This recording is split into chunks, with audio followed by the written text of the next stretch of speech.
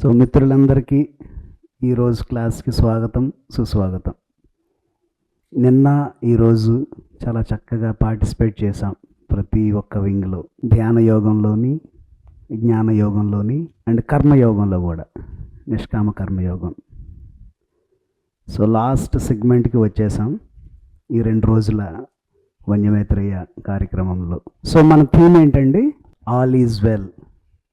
So ఇప్పుడు ఒక్క 5 నిమిషాలు సమయం తీసుకొని 5 నిమిషాల్లో ఎవరైతే షేరింగ్ చేద్దాం అనుకుంటున్నారో, జస్ట్ ఫర్ 5 minutes మీరు నేర్చుకున్న అంశాలు, నిన్న కార్యక్రమం మార్నింగ్ స్టార్ట్ అయినప్పటి నుండి ఈ క్షణం వరకు మీరు ఏవైతే ఎక్స్పీరియన్సెస్ వచ్చాయో, మీరు నేర్చుకున్న అంశాలు ఏమిటి, అది ఒకసారి ఎవరైనా షేరింగ్ చేద్దాం అనుకున్న వాళ్ళు ఒకసారి జస్ట్ హ్యాండ్ రైజ్ చేయండి. జస్ట్ మీకు ఏవైతే ఇన్సైట్స్ వచ్చాయో అదైనా షేర్ చేయొచ్చు. ఎలా ఉంది 2 రోజులు? హలో, నమస్తే. నా పేరు Bablu. So from yesterday till here I understand only one thing, that all is well enka, there is not all is well. So we have to first fulfill clear that, then only we can experience the all is well. All that is I well. understand. That's beautiful. So మిత్రులు ఏం చెప్తున్నారంటే, అంతా బాగానే ఉంది జీవితంలో, కానీ అంతా బాగానే ఉంది అనేది కూడా ఉంది, లేదు అనేది కూడా ఉంది, చాలా కొంతవరకు బాగాలేదు అనే అంశాలు కూడా ఉన్నాయి. కానీ అవన్నీ కూడా క్లియర్ చేసుకుని వెళ్ళాలి. మనం అన్నీ క్లియర్ చేసుకుని వెళ్తేనే మనకి అంతా బాగుంటుంది అనే భావన వస్తుంది. Thank you sir, thank you for sharing. And ఇంకా ఎవరికైనా ఇన్సైట్స్, మీరు కర్మయోగం చేసినప్పుడు కానీ, గ్రౌండింగ్ మెడిటేషన్ చేసినప్పుడు కానీ, మీ ధ్యానంలో కానీ మీకు ఏమనిపించిందో షేర్ చేసుకోవచ్చు. Just for 1 minute or else ఒక్క సెంటెన్స్లో. ఆ ఎమోషనల్ ఫీల్ అనేది మొత్తం ఏడ్ చేసిన నేను, మొత్తం రిలీజ్ అయిపోయింది. రిలీజ్ ఆ పట్టుకున్నంత సేపు కూడా ఎర్త్ కనెక్షన్ అనేది ఎంత, అది మనకి గ్రాటిట్యూడ్ ఉండాలనేది యా, దట్స్ బ్యూటిఫుల్. నేచర్ పట్ల. That's beautiful. ఇంకొకటి నిన్న హారిక మేడం చెప్పిన క్లాస్లో ఏంటంటే, ఆల్ ఈజ్ వెల్లో ఎక్కువ నెగిటివ్ ఎమోషన్స్ క్యారీ చేస్తాం కదా, అది క్యారీ చేస్తే బాడీ ఎంత ఎఫెక్ట్ అవుతుంది అనేది చెప్పారు. అది కూడా తీసుకోవడం వల్ల ఎంత సఫరింగ్ ఉంటుంది, తీసుకోకపోతే ఎంత హ్యాపీగా ఉంటాం అనేది. That's beautiful. థ్యాంక్స్ అమ్మా, thank you for sharing. So all is well, ఈ పదంలో 3 words ఉన్నాయి కదా. ఏంటి ఆ words? All is well. Okay, ఒకసారి కళ్ళు మూసుకుందాం, అందరం చేతులు 2 హృదయం మీద పెట్టుకుందాం. ఈ వర్డ్స్ రిపీట్ చేద్దాం.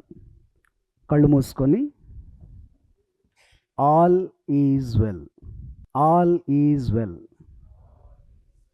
All is well. ఓకే, ఒకసారి కళ్ళు ఓపెన్ చేద్దాం. ఎంతమంది ఈ పదాన్ని రిలాక్స్డ్గా చెప్పగలిగారు? ఎంతమంది ఇది చెప్తూ ఉన్నప్పుడు చాలా సంతోషంగా అనిపించింది? That's beautiful. ఒకసారి అందరూ చాలా చక్కగా. సో బేసిక్గా మనం జీవితంలో కొన్ని స్ట్రగుల్స్ అవుతూ ఉంటాం. ఈ ప్రస్తుత క్షణంలో మన స్థితి, లేకపోతే మనం ఎక్స్పీరియన్స్ అవుతున్న భావాలు, ఎమోషన్స్ ఈ ఆల్ ఈజ్ వెల్ అనే సెంటెన్స్ని డిఫైన్ చేస్తాయి. It is okay to be not okay. అంతా బాగా ఉండవలసిన అవసరం లేదు. ఆల్ ఈజ్ వెల్, ఆల్ అంటే పూర్ణంగా, కంప్లీట్గా అన్ని ఆస్పెక్ట్స్. ఈజ్ అంటే వర్తమానంలో, వెల్ అంటే బాగా ఉండడం, అంతా బాగానే ఉంది అని మనం చెప్పుకుంటూ ఉన్నప్పుడు చాలా విషయాలు బాగా ఉండవు మనలో. కానీ all is well, all is well, all is well అని చెప్పుకుంటూ ఉన్నప్పుడు అంతా బాగా అయిపోతుందా? అవ్వదు. ఎందుకు అవ్వదు? లోపల నుంచి తీయట్లేదు కాబట్టి. అలానే ఉండడం వల్ల సో మనలోనే ఒక మాట్లాడే మనిషి ఉంటాడు. ఆడు చెప్తూ ఉంటాడు మనం మాట్లాడే మనిషి పదాలన్నీ కూడా, ఇది కరెక్టా కాదా అని. అవునా కాదా? మీరు చాలా శక్తివంతులని నేను చెప్పాను, మీకు వినబడింది. మనం వెతుక్కోవడం స్టార్ట్ చేస్తాం, శక్తి ఎక్కడ ఉంది, ఓకే కొన్ని సందర్భాల్లో ఉంది, కొన్ని సందర్భాల్లో లేదు అని చెప్పి కదా. మనం చాలా శక్తివంతులు, మనం పరిపూర్ణ శక్తివంతులు అని చెప్పాను అనుకోండి, ఎవరు యాక్సెప్ట్ చేయం. ఎందుకంటే మన జీవితంలో ఆ శక్తిహీనత అనేది చాలా సందర్భాల్లో ఫీల్ అయ్యాం కాబట్టి. దిస్ ఈజ్ రియాలిటీ, ఇది వాస్తవం. వాస్తవంతో మనం విభేదిస్తున్న ప్రతి క్షణం కూడా మనకి మరింత దుఃఖంలోకి వెళ్తూ ఉంటాం. అర్థమవుతుందా? సో ఈ వాస్తవంలో మనం సరిగ్గా బాధతో ఉన్నాము, కానీ నేను చాలా బాధతో లేను, చాలా బాగా ఉన్నాను అని అనుకున్నాం అనుకోండి, అది ఇంకా దుఃఖాన్ని క్రియేట్ చేస్తూ ఉంటుంది. ఎందుకంటే ఈ వాస్తవంతో విభేదిస్తూ ఉన్నాం కాబట్టి. ఈ రియాలిటీ, ఈ గ్రౌండ్ రియాలిటీ అనేది ఏదైతే ఉందో దాంతో మనం ఆర్గ్యూ చేస్తున్న ప్రతి క్షణం కూడా మనం మరింత సఫరింగ్లోకి వెళ్తూ ఉంటాం. ఈ రియాలిటీతో ఆర్గ్యూ చేయకూడదు, రియాలిటీని యాక్సెప్ట్ చేయాలి. ఒక వ్యక్తికి ఒక యాక్సిడెంట్ జరిగింది, బాధ ఉంది, నాకు ఈ బాధ లేదు అనుకుంటే ఆ బాధ పెరుగుతూ ఉంటుందా తగ్గుతూ ఉంటుందా? పెరుగుతూ ఉంటుంది. ఎందుకంటే వాస్తవంలో ఆ బాధ ఉంది, తనకు దెబ్బలు తగిలాయి. నేను చాలా బాగా ఉన్నాను అనుకుంటే మనలో ఒక రకమైన ఘర్షణ అనేది కలుగుతూ ఉంటుంది. చెప్పాను కదా, మనలో ఉన్న ఒక వ్యక్తి చెప్తూ ఉంటాడు అనమాట, నువ్వేం మాట్లాడుతున్నావు, బుర్ర ఉందా నీకు, ఇక్కడ బాధతో ఉంది నీ శరీరం, నేనంతా బాగానే ఉన్నాను అనుకొని చెప్పడం. బాధని యాక్సెప్ట్ చేయాలి. మనలో శారీరకంగా కొంతమందికి బాధలు ఉండొచ్చు, మానసికంగా బాధలు ఉండొచ్చు, భావోద్వేగాలుగా ఎమోషనల్గా బాధలు ఉండొచ్చు. కొంతమందికి ఆధ్యాత్మికంగా బాధలు ఉంటాయి, నేను ఆధ్యాత్మికంగా ఎదగట్లేదు, ఎప్పుడు ఎదుగుతాను. ఇది బాధ అనేది నిజం. ఈ నిజాన్ని ఫస్ట్ యాక్సెప్ట్ చేయాలి. ఒక డాక్టర్ దగ్గరికి వెళ్తాము, ఒక ఏదో జబ్బు వచ్చి, all is well is all about acceptance. Okay, so ఒక డాక్టర్ దగ్గరికి వెళ్తాం మనం, ఒక ఏదో జబ్బు వచ్చి, డాక్టర్ వెంటనే మెడిసిన్స్ ఇస్తాడా? లేదు. ఏ జబ్బు వచ్చింది, నీకు ఎలా ఉంది, ఎప్పటి నుండి వచ్చింది అని చెప్పి ప్రశ్నలు అడుగుతారు. కొన్ని శరీరంలో ఎక్కడెక్కడ ఏమేమి ఫీల్ అవుతున్నావు, ఇలాంటి ప్రశ్నలు అడుగుతారు కదా. ప్రశ్నలు అడిగిన తర్వాత మెడిసిన్ అనేది ఇస్తారు, లేదా ఏదైతే ట్రీట్మెంట్ కావాలో ఆ ట్రీట్మెంట్ అనేది సజెస్ట్ చేస్తారు. అంటే డాక్టర్ ఫస్ట్ డయాగ్నోస్ చేస్తారు ఫస్ట్ మనల్ని. ఆ ప్రశ్నలు ఏదైతే డాక్టర్ మనకు అడిగారో మనం ఇచ్చిన సమాధానాలు బట్టి ఆయన మందు అనేది ఇస్తారు. అంతేనా కాదా? మనం నాలో ఏమి బాధ లేదు కానీ నాకు మెడిసిన్ ఇవ్వండి అంటే ఇస్తారా డాక్టర్ ఏమైనా? ఎవరు? సో ఫస్ట్ అక్నాలెడ్జింగ్, ఫస్ట్ గుర్తించాలి మనలో బాధ ఉంది అని మనం ఒప్పుకోవాలి. ఒక కాన్సెప్ట్ ఉంది, ఏంటి అంటే మనం అపరిమితమైన జీవులం, మనలో చాలా పొటెన్షియల్ ఉంది. కానీ ఆ పొటెన్షియల్ ఎక్స్పీరియన్స్ అయితేనే కదా మనకి పొటెన్షియల్ ఉంది అనే సత్యాన్ని ఒప్పుకుంటాం.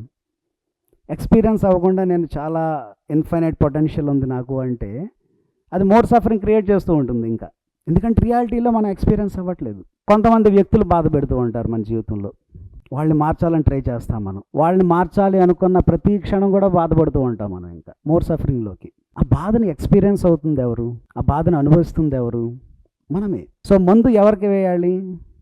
మనలో ఏదైతే ఆ అంశం బాధపడుతుందో దానికి మందు వేయాలి. బుద్ధుల వారి కొటేషన్ ఒకటి ఉంటుంది కోపం గురించి. కోపం ఎలాంటిదంటే నువ్వు విషం తాగి అవతల వ్యక్తి చనిపోవాలని కోరుకోవడం. అది అవుతుందా? కోపం మనకి వచ్చినప్పుడు ఆ కోపం ఎవరిలో ఉంది? మనలో ఉంది. డీల్ చేసుకోవాల్సింది ఎవరు? మనమే. ఆ వ్యక్తి ట్రిగ్గర్ చేస్తూ ఉంటాడు అంతే. ఏదో పరుష పదజాలం వాడచ్చు, ఏదో బ్యాడ్ వర్డ్స్ యూజ్ చేయొచ్చు, కానీ బాధపడుతున్న అంశం ఎక్కడుంది? మనలో ఉంది. సో మనల్ని మనం టోటల్గా ఫస్ట్ క్వశ్చన్ చేసుకోవాలి. మనల్ని మనం కంప్లీట్గా అంగీకరించుకోవడం అనేది ప్రాక్టీస్ చేయాలి. మనల్ని మనం కంప్లీట్గా తరచుగా ఎప్పుడు కూడా స్కాన్ చేసుకుంటూ ఉండాలి. నా ఆలోచనలు ఎలా ఉన్నాయి, నా భావాలు ఎలా ఉన్నాయి, నా ఈ బాధకి నేను ఏమైనా చేయగలనా? సో ఆల్ ఈజ్ వెల్ అనే పదానికి ఇంకొక అర్థం ఏంటి అంటే మనల్ని కంప్లీట్గా మనం అంగీకరించడం, మన రియాలిటీని మనం అంగీకరించడం. లేకపోతే మనలో ఒక గొప్ప రెసిస్టెన్స్ అనేది ఉంటుంది. రెసిస్టెన్స్ అంటే ఒక నిరోధం అన్నమాట. కొన్ని అడ్డంకులు మనలోనే ఉంటాయి. మనం అంగీకరించలేదు, నాలో బాధ ఉందని అంగీకరించలేదు. అంగీకరించకపోతే దాని గురించి మనం ఇంకేం చేయలేం. ఫస్ట్ బాధ ఉందని అంగీకరించాలి. ఆల్ ఈజ్ వెల్ అనేది ఒక ఆప్టిమిజం కాదు, అంటే ఒక ఆశావాక దృక్పథం కాదు అది. అంతా బాగానే ఉంటుంది, అంతా బాగానే ఉంటుంది, ఆ దేవుడే అంతా చూసుకుంటాడు. సో ఈ రియాలిటీతో కదా మనం విభేదిస్తూ ఉన్నాము. కానీ ఈ రియాలిటీ, ఈ వాస్తవం అనేది ఈ క్షణం స్టార్ట్ అయిందా మనకి మన జీవితంలో? ఈ క్షణం స్టార్ట్ అవ్వాల, ఎప్పుడో స్టార్ట్ అయింది రియాలిటీ. ఆరిజిన్ ఎక్కడో ఉంది, మూలం ఎక్కడో ఉంది. సో ఫ్రెండ్స్, ఈరోజు టాపిక్ ఆల్ ఈజ్ వెల్ అనే అంశాన్ని కొంచెం మనం అర్థం చేసుకుందాం. ఈ ఈజ్ అని ఉంది కదా, ఈ ఈజ్ అనేది దేన్ని రిప్రజెంట్ చేస్తూ ఉంటుంది? ఈ ప్రస్తుత క్షణాన్ని కదా. ఈ ప్రస్తుత క్షణంలో మనం ఎలా ఉంటున్నామో ఈ ఆల్ ఈజ్ వెల్ అనేది దానికి దర్పణం పడుతూ ఉంటుంది అనమాట. ఈ ప్రస్తుత క్షణంలో మనం హ్యాపీగా ఉన్నాం అనుకోండి, అంతా చాలా చక్కగా ఉంది అన్న భావన కలుగుతుంటుంది. ఈ ప్రస్తుత క్షణంలో మనం బాధపడుతూ ఉన్నాం అనుకోండి, మన జీవితంలో ఏదో సరిగ్గా లేదు, కానీ కంప్లీట్గా సరిగ్గా లేదు, ఇలా వెళ్ళిపోతూ ఉంటాం మనం. సో ఈ ఈజ్ అనేది ఎంత ఈజినెస్లో ఉంటుందో, ఎంత తేలిగ్గా ఉంటుందో అంత హ్యాపీగా ఉంటాం. ఓకే, ఈ ప్రస్తుత క్షణంలో మన హృదయం ఎంత తేలిగ్గా ఉంటుందో, ఎంత ఆనందంగా ఉంటుందో మన జీవితం అలా ఉంటుందని మనం భావిస్తాం. కానీ ఈ బాధలు ఇవన్నీ కూడా ఎక్కడ స్టార్ట్ అయ్యాయి అంటే మన పాస్ట్ నుండి స్టార్ట్ అయింది, మన గతం నుండి స్టార్ట్ అయింది. సో ఈ అడ్డంకులన్నీ కూడా రెండు ఆస్పెక్ట్లో స్టార్ట్ అయ్యాయి. ఒకటి గతం, పాస్ట్, ఇంకోటి ఫ్యూచర్. ఈ గతం, మన గతం అంటే మనకి తరచుగా గుర్తొచ్చేది ఏంటి? సో ఈ క్లాస్ అనేది ఒక ఇంటరాక్టివ్ మోడ్లో మనం జరుపుకుందామండి. మీరు సైలెంట్గా ఉండద్దు, మీరు సైలెంట్గా ఉంటే నాకు భయం వేస్తుంది. నేను ఒక టీచర్లా కాకుండా ఒక షేరింగ్ సెషన్ లాగా మనం పెట్టుకుందాం ఇది, ఓకేనా? గతం, మీరు చెప్పండి, ఎవ్వరు తీర్మానాలు చెప్పరు. మీరు చెప్పిన కరెక్ట్ రాంగు, అరే మీరు ఏంటి ఎలా చెప్తారు, ఎలా ఆలోచిస్తారని తీర్మానాలు ఏం చేయము ఇక్కడ.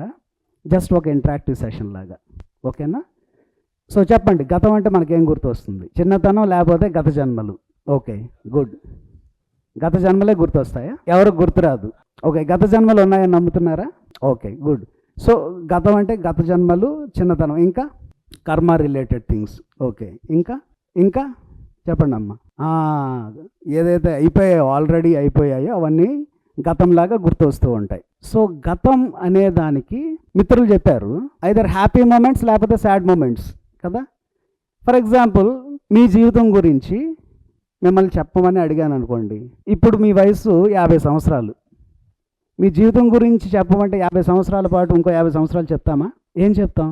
సో ఈ జీవితంలో మనం ఏదైతే మోస్ట్ బ్యూటిఫుల్గా లేకపోతే మోస్ట్ ఎగ్లియస్ట్గా ఎక్స్పీరియన్స్ అయ్యామో ఆ అనుభవాలు చెప్తాం, అంతే కదా. ప్రతిదానికి జోడిస్తాం.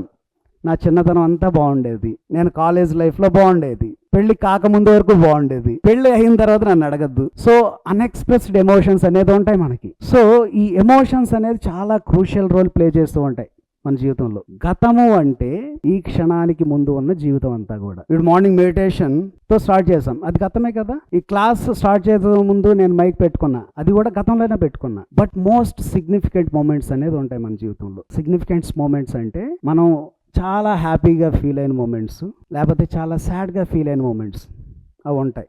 ఓకే, సపోజ్ ఒక ఎగ్జాంపుల్, ఒక క్వశ్చన్ అడుగుతాను, చెప్పండి. మ్యారేజెస్ ఎంతమందికి అయ్యాయి ఇక్కడ? మ్యారీడ్ పీపుల్ ఎంతమంది? ఓకే, మ్యారేజ్ ఎంతమందికి అయింది? మ్యారేజెస్ కాదు. సో మీ పెళ్లి రోజు ఒకసారి గుర్తు తెచ్చుకోండి. ఓకే, మీ పెళ్లిలో ఏం భోజనం పెట్టారు అది గుర్తు తెచ్చుకోండి. గుర్తుందా లేదా? లేదు. లేకపోతే మీ అబ్బాయో లేకపోతే అమ్మాయో పుట్టుంటారు, బంధువులందరినీ పిలిచి ఉంటారు, ఎవరెవరు బంధువులు పిలిచారు, ఆ మూమెంట్స్ అన్నీ చాలా అలైవ్గా ఉంటాయి కదా కొన్ని. ఓకే, నిన్న భోజనం ఏం చేసాం, ఇక్కడ కూర ఏం పెట్టారు? ఓకే, టమాటా ఉల్లిపాయలు ఇది కాదు. సో ఒక 2 రోజుల ముందు ఏం తిన్నారు మీరు ఇంట్లో? టమాటా పప్పు. సో గుర్తుండవు చాలా థింగ్స్ మన జీవితంలో, టేక్ ఇట్ ఫర్ గ్రాంటెడ్ తీసుకుంటాం మనం, గుర్తుండవు. ఏదైతే చాలా ఎమోషనల్గా మనం భావిస్తూ ఉంటామో జీవితంలో ఆ విషయాలే గుర్తుంటాయి. అవి దర్పణం పడుతూ ఉంటాయి మన జీవితాన్ని. హౌ ఆర్ యూ అని అడిగాను అనుకోండి, నేను బాగున్నాం, ఐఎమ్ గుడ్ అని చెప్తాం. ఎందుకు? బాగోలేదంటే ఏం బాగోలేదో అడుగుతారు కాబట్టి. ఏం బాగోలేదంటే ఏం చెప్తాం? 1, 2? ఒకటి చెప్తూ ఉంటే ఇంకో 4 గుర్తొస్తుంటాయి, 4 చెప్తూ ఉంటే 40 గుర్తొస్తూ ఉంటాయి. నా జీవితం ఎందుకురా బాబు ఇలా అయిపోయిందని అనుకుంటాం. సో బాగుంది, అంతా బాగానే ఉంది, all is well, everything is going good, అంతా బాగానే జరుగుతుంది అని చెప్పుకుంటూ ఉంటాం. కానీ మనం ఇలా ఈ క్షణంలో అనుభవిస్తున్న ప్రతి ఎమోషన్స్ కూడా, ప్రతి బాధలు, ప్రతి వాస్తవం కూడా ఇది ఎక్కడో స్టార్ట్ అయింది, మూలాలు పడ్డాయి మనకెక్కడో. సో ఈ జీవితం గతం తాలూకా ప్రభావం, ఏదైతే మన జీవితం మనం జీవిస్తూ ఉన్నామో ఇది మన గతం యొక్క ప్రభావం. సో మన జీవితంలో మనం తల్లి గర్భస్థితి నుండి, సో మన చిన్నతనం అనేది చాలా చాలా ఇంపార్టెంట్ రోల్ ప్లే చేస్తూ ఉంటుందన్నమాట.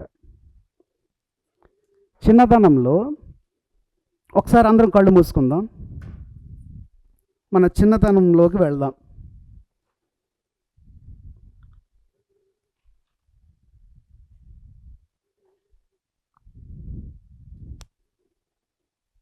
నేను కొన్ని ప్రశ్నలు అడుగుతూ ఉంటాను. ఆ ప్రశ్నలకు సంబంధించి మీ భావాలు ఎలా ఉన్నాయి? మీరు చాలా హ్యాపీగా ఫీల్ అవుతున్నారా, లేకపోతే సాడ్గా ఫీల్ అవుతున్నారా, లేకపోతే ఎలాంటి ఫీలింగ్స్ రావట్లేదా? ఏదైనా okay. So that we can access the future. So simply we close our eyes and we'll think about our childhood.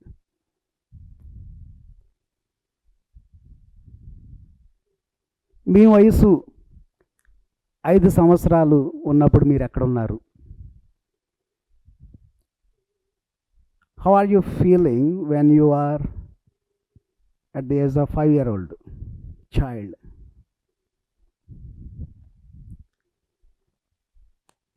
మీ స్కూల్కి వెళ్ళినప్పుడు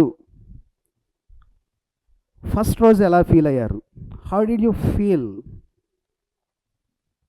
when you went to the school on the first day? How did you feel?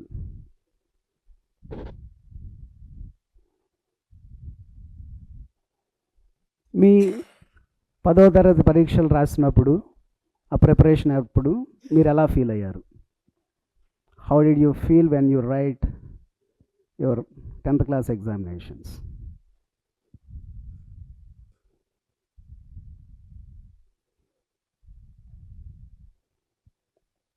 Me college లైఫ్లో మీరు ఎలా ఉన్నారు? How did you feel about your college days?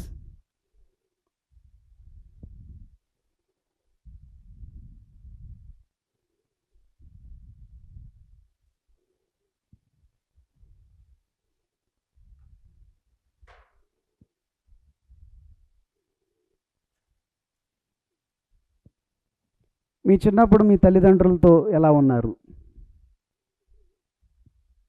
What was your relationship with your parents in the childhood?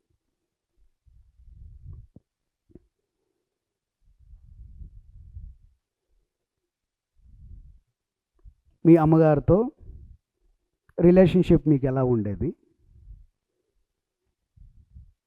What was your relationship with your mother when you are a child? మీ నాన్నగారితో ఎలా ఉండేవారు?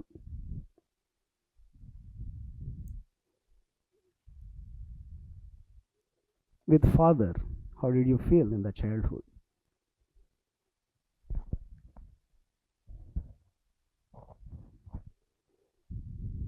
How is the relationship between your father and mother when you are a child? చిన్నతనంలో మీరు చిన్నగా ఉన్నప్పుడు మీ తల్లిదండ్రుల మధ్య ఆ రిలేషన్షిప్ ఎలా ఉండేది?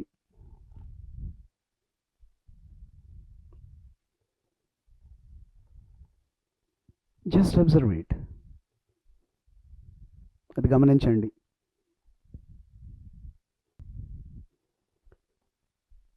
మీ చిన్నతనంలో ఏ ఏ అంశాల్లో మీరు కష్టంగా ఫీల్ అయ్యారు?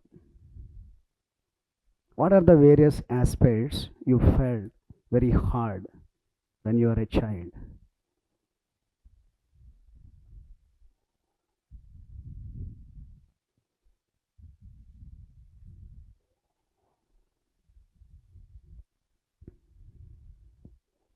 మీ చిన్నతనంలో మీ తల్లిగారు రిపీటెడ్గా ఉంటున్న మాటలు ఏమై ఉండేవి? ఆ మాటలు మీ జీవితాన్ని ఎలా ఇంపాక్ట్ క్రియేట్ చేస్తున్నాయి? వాటి గురించి కూడా ఒకసారి ఆలోచించండి. What were those commonly repeated words or sentences that your mother was repeating in your childhood? And how did all those words or the sentences affects your life?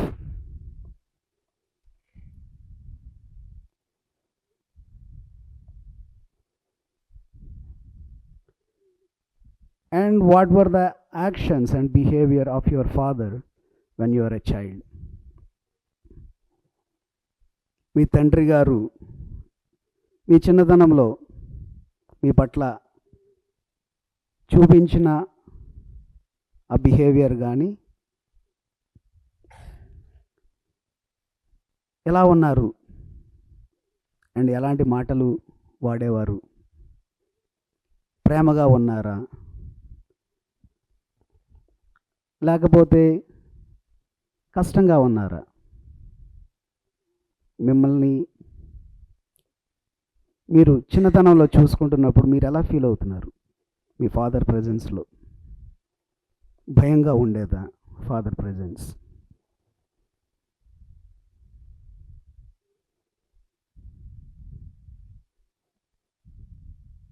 అదే భయం మీ జీవితంలో తర్వాత కాలంలో ఎక్కడైనా రిఫ్లెక్ట్ అయిందా?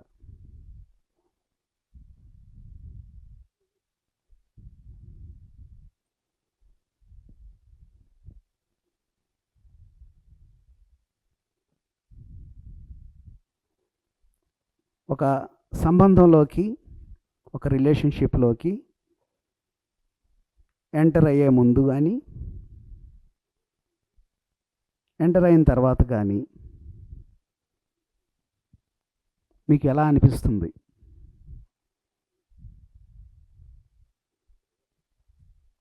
మీరున్న సంబంధ బాంధవ్యాల్లో మీ పార్ట్నర్ పట్ల మీరు ఏ ఏ అంశాలు ఆశిస్తున్నారు?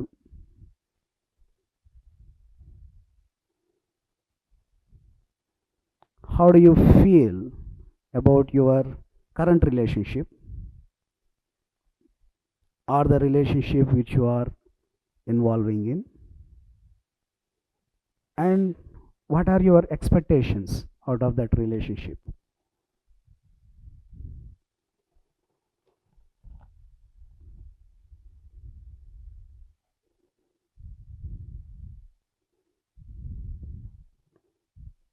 And finally ask this question: how do you feel about your life at this moment? ఈ ప్రస్తుత క్షణంలో మీ జీవితం పట్ల మీకు ఏమనిపిస్తుంది? Is it good? Is it bad? Or is it okay?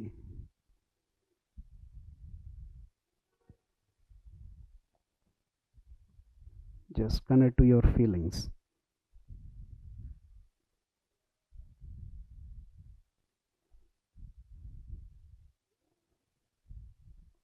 Last 1 minute.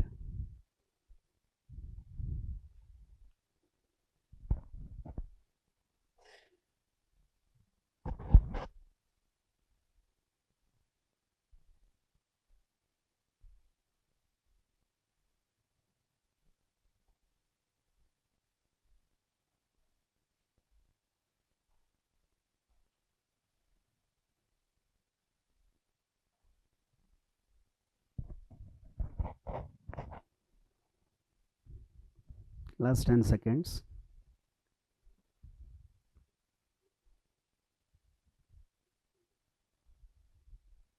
5, 4, 3, 2, 1, 0. Okay, my dear friends, slowly come back to this moment.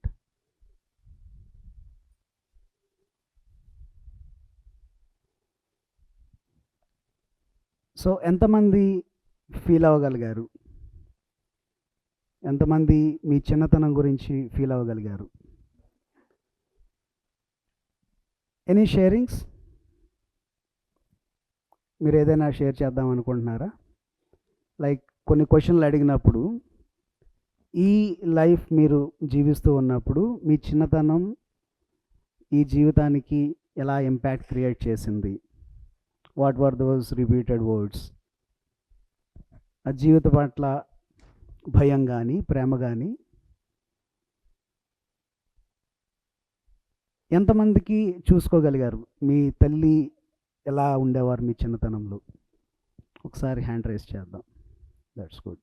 మీ తండ్రి ఎలా ఉండేవారు మీ చిన్నతనంలో? Okay. So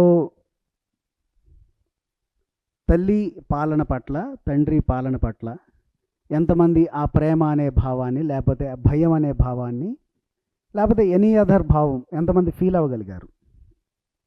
that's beautiful. So sir గట్టి క్లాప్స్ కొట్టుకుందాం. సో ఇక్కడ చిన్న కాన్సెప్ట్ నేను ఎక్స్ప్లెయిన్ చేస్తా.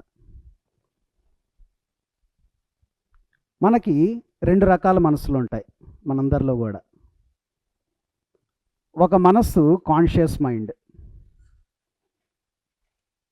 రెండవది సబ్ కాన్షియస్ మైండ్. ఎంతమంది విన్నారు conscious mind and sub conscious mind? ఒకసారి చేతులు రైజ్ చేయండి. మేము క్వశ్చన్లు ఏమి అడగను, చెప్పమని అడగను, మీరు విన్నారు. ఓకే.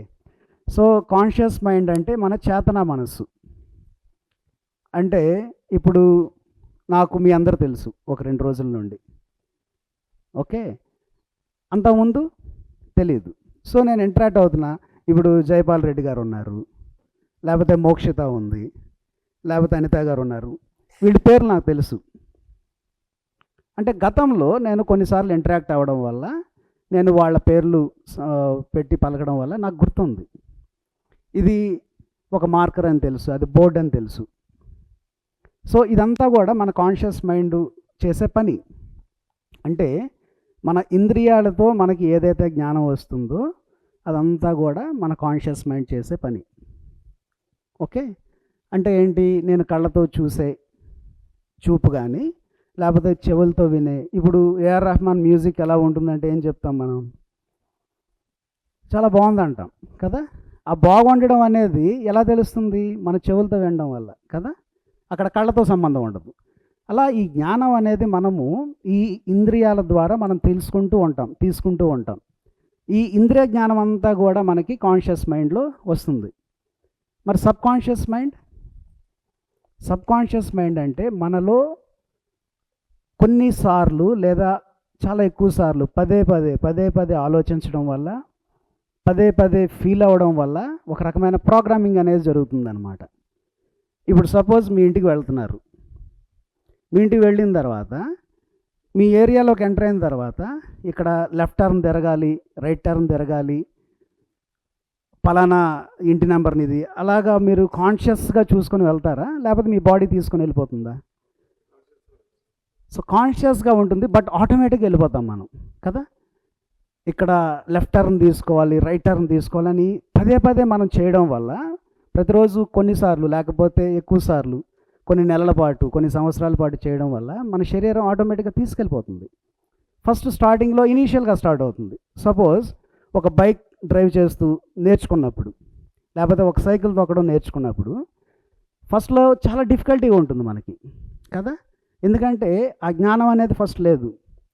కానీ ఒకసారి మనం అటెంప్ట్ చేసిన తర్వాత కొన్నిసార్లు కింద పడతాం, కొన్నిసార్లు గాయాలు అవుతూ ఉంటాయి. కానీ పట్లు వదలకుండా అదే ప్రాక్టీస్ చేస్తూ ఉండడం వల్ల మనం మాస్టరీ అనేది సంపాదిస్తాం. ఓకే. ఒకసారి సైకిల్ కంప్లీట్గా వచ్చిన తర్వాత ఒక వారం రోజులు మీరు సైకిల్ తొక్కలేదు, అయ్యో నేను సైకిల్ మళ్ళీ తొక్కగలనా లేదా అనే భయం ఉంటుందా మీకు? ఉండదు. ఎందుకంటే అది వచ్చేసింది, ఆటోమేటిక్గా వచ్చేస్తుంది. అంటే మీ శరీరంలో ప్రతి కణానికి కూడా సైకిల్ తొక్కే జ్ఞానం అనేది వచ్చింది. This is what we call programming. దీన్ని ప్రోగ్రామింగ్ అని అంటాం. సో అలాంటి కొన్ని లక్షల ప్రోగ్రామింగ్స్ మన మైండ్లో నిక్షిప్తమై ఉంటాయి. ఇప్పుడు సైకిల్ తొక్కడం, బైక్ రైడింగు, కార్ డ్రైవింగ్ ఇవన్నీ కూడా ఫిజికల్ బాడీ చేసే పనులు మన మైండ్ ఇంటరాక్షన్తో. ఇలాంటివి మన మనసుతో కూడా చేస్తూ ఉంటాం. ఇప్పుడు సపోజ్ నువ్వు ఇంగ్లీష్ బాగా మాట్లాడగలవా అని నేను అడిగాను అనుకోండి, మనం ఆన్సర్ మాట్లాడలేననే వస్తుంది కొంతమందికి, ఇంగ్లీష్ తెలిసినా కూడా. ఎందుకు అంటే ఇంగ్లీష్ తెలిసినా కూడా మాట్లాడడం అనేది ప్రాక్టీస్ ఎనఫ్ టైమ్స్ చేయకపోవడం వల్ల, లేకపోతే ఇతరులతో ఇంటరాక్ట్ అవ్వకపోవడం వల్ల. ఇది నాలెడ్జ్కి సంబంధించిన ప్రోగ్రామింగ్. అంతకన్నా చాలా ఇంపార్టెంట్ ప్రోగ్రామింగ్ ఎక్కడ జరుగుతుందంటే ఎమోషనల్ లెవెల్లో. ఎమోషనల్ లెవెల్లో మనకి కొన్ని రకాల భయాలు ఉంటాయి. మోస్ట్లీ మనకున్న ఈ రియాలిటీ, ఈ కరెంట్ రియాలిటీ 95% మన చిన్నతనంలో ప్రోగ్రామింగ్ చేసుకున్నదే. మన తల్లిదండ్రుల దగ్గర నుండి, మన ఆర్థిక పరిస్థితులు సర్కమ్స్టాన్సెస్ దగ్గర నుండి, మన బంధువుల దగ్గర నుండి, ఉపాధ్యాయుల దగ్గర నుండి, ఫ్రెండ్స్ దగ్గర నుండి, ప్రతి విషయం చిన్నతనం నుండి మనం నేర్చుకుంటూ వస్తూ ఉన్నాం. చిన్నతనంలో ఏ పని చేసుకోలేడు పసివాడు, తల్లిదండ్రుల దగ్గర పెరుగుతాడు. అప్పటికి చిన్నపిల్లవాడికి తల్లిదండ్రులు ఒక దేవుళ్ళలా కనిపిస్తారు. ఎందుకంటే ప్రతి అవసరం కూడా తల్లిదండ్రులు తీరుస్తూ ఉంటారు కాబట్టి. ఆ పరిగే క్రమంలో ఆ పిల్లవాడి అవసరాలు తీరలేదు అనుకోండి, పిల్లవాడి మనసులో కొన్ని భావాలు ముద్రితమై ఉంటాయి. ఒక ఎగ్జాంపుల్ చెప్తా. ఇది ఒక క్లాసికల్ ఎగ్జాంపుల్. ఒక సింగిల్ మదర్ ఉన్నారు ఒక ఊర్లో. సింగిల్ మదర్ అంటే భర్త లేరు, తల్లి మాత్రం ఉంది. తల్లి పాప ఇద్దరు ఉన్నారు ఒక ఇంట్లో. తల్లి ఉద్యోగానికి వెళ్తూ పోషించుకుంటూ ఉంటుంది. తల్లి ఒక గొప్ప స్థితిలో ఉంది తన ప్రొఫెషనల్లో. ఓకే, చాలా ప్రేమగా ఉంటుంది ఆ పాపతో తల్లి ఎప్పుడూ కూడా. కానీ ఒకసారి ఆఫీస్లో కొలీగ్స్తో పడక చాలా కోపంగా ఉందన్నమాట తల్లి. ఒక ఇంజస్టిస్ జరిగింది తల్లికి. ఏంటి అంటే వాళ్ళ మేనేజర్స్ కానీ కొలీగ్స్ కానీ ఏదో తప్పు పట్టడం జరిగింది. ఈ పాప చాలా చక్కగా ఆడుకుంటూ ఉంటుందన్నమాట ఇంటి దగ్గర ఎప్పుడు కూడా. తల్లితో ఎప్పుడు తల్లి వచ్చినప్పుడల్లా కూడా చాలా హగ్ చేసుకోవడం ఇదంతా కూడా జరుగుతూ ఉంటుంది. ఆ ఒక్క రోజు తల్లి చాలా డిప్రెస్డ్గా ఇంటికి వచ్చింది. ఆ డిప్రెషన్లో కొంత కోపం కూడా ఫీల్ అవుతూ ఉంది తల్లి. ఎందుకు ఇలాగా జరిగింది ఆఫీస్లో, ఇట్ ఈజ్ ఇంజస్టిస్, నా తప్పు లేనప్పుడు నన్ను ఎలా నిందిస్తారు, ఎలా అభాండాలు మోపుతారు అన్న ఫీలింగ్స్ చాలా ఎక్కువయ్యి చాలా కోపంలోని ఒక రకమైన డిప్రెషన్లో తల్లి ఇంటికి రీచ్ అయినప్పుడు ఈ పాప యథావిధిగా స్కూల్ నుండి వచ్చి మొత్తం ఫ్రెష్ అప్ అయిపోయి చాలా గట్టి గట్టిగా పాడుతుంది పాటలు. ఎందుకంటే పిల్లలు అలాగే ఉంటారు కదా. తల్లి ఆఫీస్ నుండి వచ్చిన తర్వాత అమ్మ అని చెప్పేసి గట్టిగా హగ్ చేసుకొని ఇంకా గట్టిగా పాడడం కానీ అల్లరి చేయడం కానీ చేస్తూ ఉన్నప్పుడు తల్లి చెప్తుంది అనమాట, ఈరోజు కొంచెం నాకు బాగాలేదు, ఓకే, నువ్వు కొంచెం పక్కకి వెళ్ళి ఆడుకో అని చెప్పి. పిల్లకి అర్థం కాదు, ఎందుకంటే అప్పటి వరకు పిల్లకి ఒక అనంతమైన ప్రేమ, అవధుల్లేని ప్రేమ ఇచ్చే తల్లి ఈ మాటలు చెప్తూ ఉంటే అర్థం కాదు పిల్లకి. ఆ పాప ఇంకా జాయ్ఫుల్గా ఆడుతూ నాతో ఆడుకో అమ్మా అని చెప్పేసి గట్టి గట్టిగా పాడుతూ పిలుస్తూ ఉంటుందన్నమాట. కానీ తల్లి స్థితి ఎలా ఉంది? చాలా కోపంగా ఉంది, చాలా డిప్రెషన్గా ఉంది. ఆ సమయంలో తల్లి ఒక మాట అంటుందన్నమాట, నువ్వు ఎలా పాడుతున్నావు తెలుసా? ఒక దయ్యంలా పాడుతున్నావు, నీ గొంతు పరమ అసహ్యంగా ఉంది, దయచేసి నువ్వు ఆపు, నీ గొంతు నేను వినలేకపోతున్నాను అని గట్టిగా గొసురుకుంటుంది అనమాట. పిల్లకు అది ఒక షాక్లా ఉంటుంది. ఎందుకు అంటే అంతవరకు చాలా ప్రేమని ఇచ్చిన తల్లి ఎప్పుడు కోపాన్ని వ్యక్తపరచలేదు. కానీ ఆ తల్లి ఆ రోజు అలాగ అయ్యేసరికి ఒక షాక్లోకి వెళ్ళిపోతుంది అనమాట. ఏం జరుగుతుందో అర్థం కాదు. అప్పుడు ఆ పాప దూరంగా వెళ్ళిపోయి ఆ షాక్లో ఉంటుంది కొంత టైం. ఆ షాక్లో ఉన్న పాపకి ఏమనిపిస్తుంది అంటే తల్లి చాలా ప్రేమని ఇస్తూ ఉంటుంది, అలాంటి తల్లి నాకు తెలుసు. కానీ ఇప్పుడు తల్లి గట్టిగా నిందించింది, నన్ను కోప్పడింది అంటే నేను చేసిన తప్పు. అమ్మాయి చేసిన తప్పులేంటి? నేను పాడడం తప్పు, నేను చాలా హ్యాపీగా ఉండడం తప్పు, తల్లి వచ్చినప్పుడు గట్టిగా పట్టుకోవడం తప్పు. దీంట్లో ఏదో ఒకటి జరిగి ఉంటుంది, లేకపోతే అన్నీ తప్పుగా జరిగి ఉంటాయి. అందుకే ఎంతగానో ప్రేమించిన తల్లి ఈ క్షణంలో నాకు గసిరింది. ఓ 2 గంటలు అవుతుంది, మళ్ళీ తల్లి యథావిధిగా యథాస్థానంకి వచ్చి మళ్ళీ పాపను హక్ చేసుకుంటుంది. హక్ చేసుకొని చక్కగా భోజనం పెట్టడం ఇదంతా జరుగుతుంది, మళ్ళీ ప్రేమగానే ఉంటుంది. కానీ ఈ 2 గంటల గ్యాప్లో ఆ ఇన్సిడెంట్ స్టార్ట్ అయిన దగ్గర నుండి తను చాలా రకాల భావాలు తనలో లేనివి తెచ్చిపెట్టుకుంటుంది అనమాట. అంటే నా తప్పు అయింది, నాలో ఏదో తప్పు ఉంది. అంతవరకు చాలా చక్కగా చదివిన పాప, ఓకే నేను చక్కగా పాడడం తప్పేమో అని ఒక అన్కాన్షియస్ డెసిషన్ తీసుకోవడం వల్ల తర్వాత పాటలకు సంబంధించిన పోటీల్లో పాల్గొద్దు. తర్వాత డ్యాన్స్ చేయడం తప్పు, తర్వాత డ్యాన్స్ కంప్లీట్గా ఆపేస్తుంది. ఎందుకంటే తను అన్కాన్షియస్గా తీసుకుంది ఆ డెసిషన్స్ అన్నీ కూడా.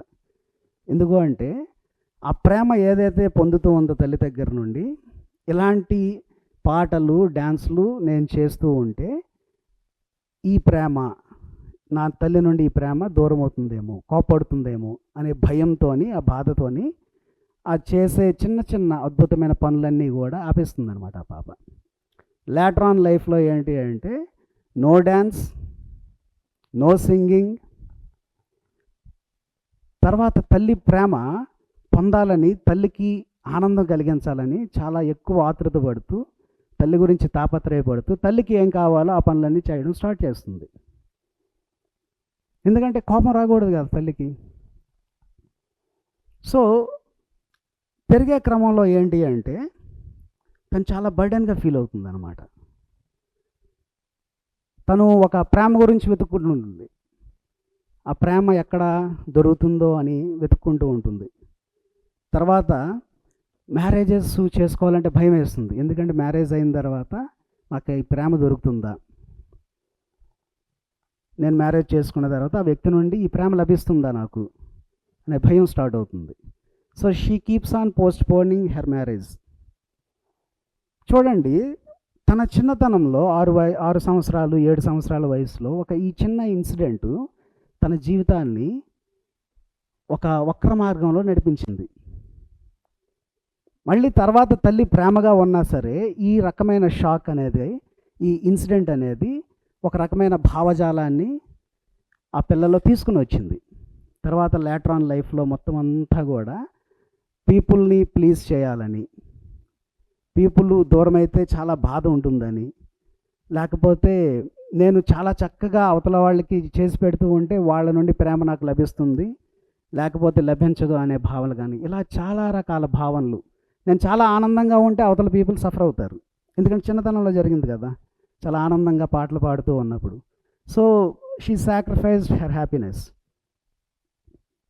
సో ఇది జరిగిన స్టోరీ, ఇది రియల్గా జరిగిన స్టోరీ.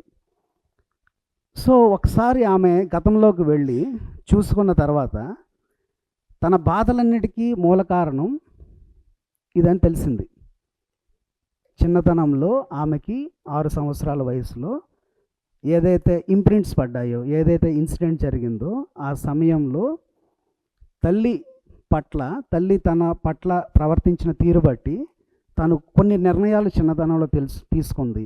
ఆ నిర్ణయాలతో తన జీవితం అనేది సాగిస్తూ ఉంది అనే విషయం తెలిసిందనమాట. సో మనం జీవించిన జీవితంలో గతం తాలూకా ప్రభావం చాలా ఎక్కువగా ఉంటుంది. మనం అనుభవించే బాధల్లో, కష్టాల్లో 95% ఇంకా ఎక్కువైనా గతం నుండి వచ్చి తెచ్చిపెట్టుకున్నవే. గత ప్రభావం మన మీద చాలా ఉంటుంది. సో ఈ డెసిషన్ మేకింగ్స్ అని అన్నాను కదా, అంటే నిర్ణయించుకున్న నిర్ణయాలు, తీసుకున్న నిర్ణయాలు, ఇది 1, 2 కాదు, చాలా నిర్ణయాలు ఉంటాయి. అవన్నీ కూడా మన జీవితాన్ని ప్రభావితం చేస్తూ ఉంటాయి అన్నమాట. ఆ నిర్ణయాలు తీసుకున్నవి మనకు తెలీదు. ఆ నిర్ణయాలు, ఆ జీవించిన జీవితం అంతా కూడా మనకి మన సబ్కాన్షియస్ మైండ్లో ప్రోగ్రామింగ్గా నిలిచి ఉంటాయి. ఇప్పుడు సపోజ్ కొన్ని క్వశ్చన్లు అడుగుతాను. డబ్బు పట్ల మీ భావన ఏంటి? డబ్బు సంపాదించడం కష్టమా? ఆన్సర్ చెప్పక్కర్లేదు, జస్ట్ మీరు ఆలోచించండి.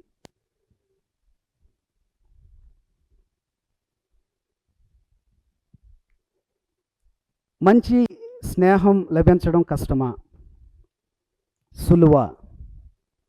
ఆన్సర్స్ మీకు మీరు చెప్పుకోండి. నేను కంప్లీట్గా హెల్దీగా ఎప్పుడు ఉండగలనా?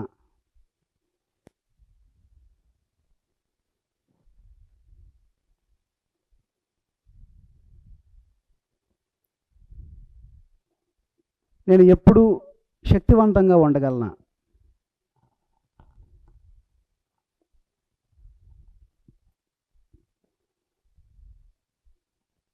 ఈ ప్రశ్నలు చాలా సులభంగా ఉంటాయి అడగడంలో, కానీ ఆన్సర్స్ వెతుక్కునే క్రమంలో చాలా క్లిష్టంగా మారిపోతూ ఉంటాయి.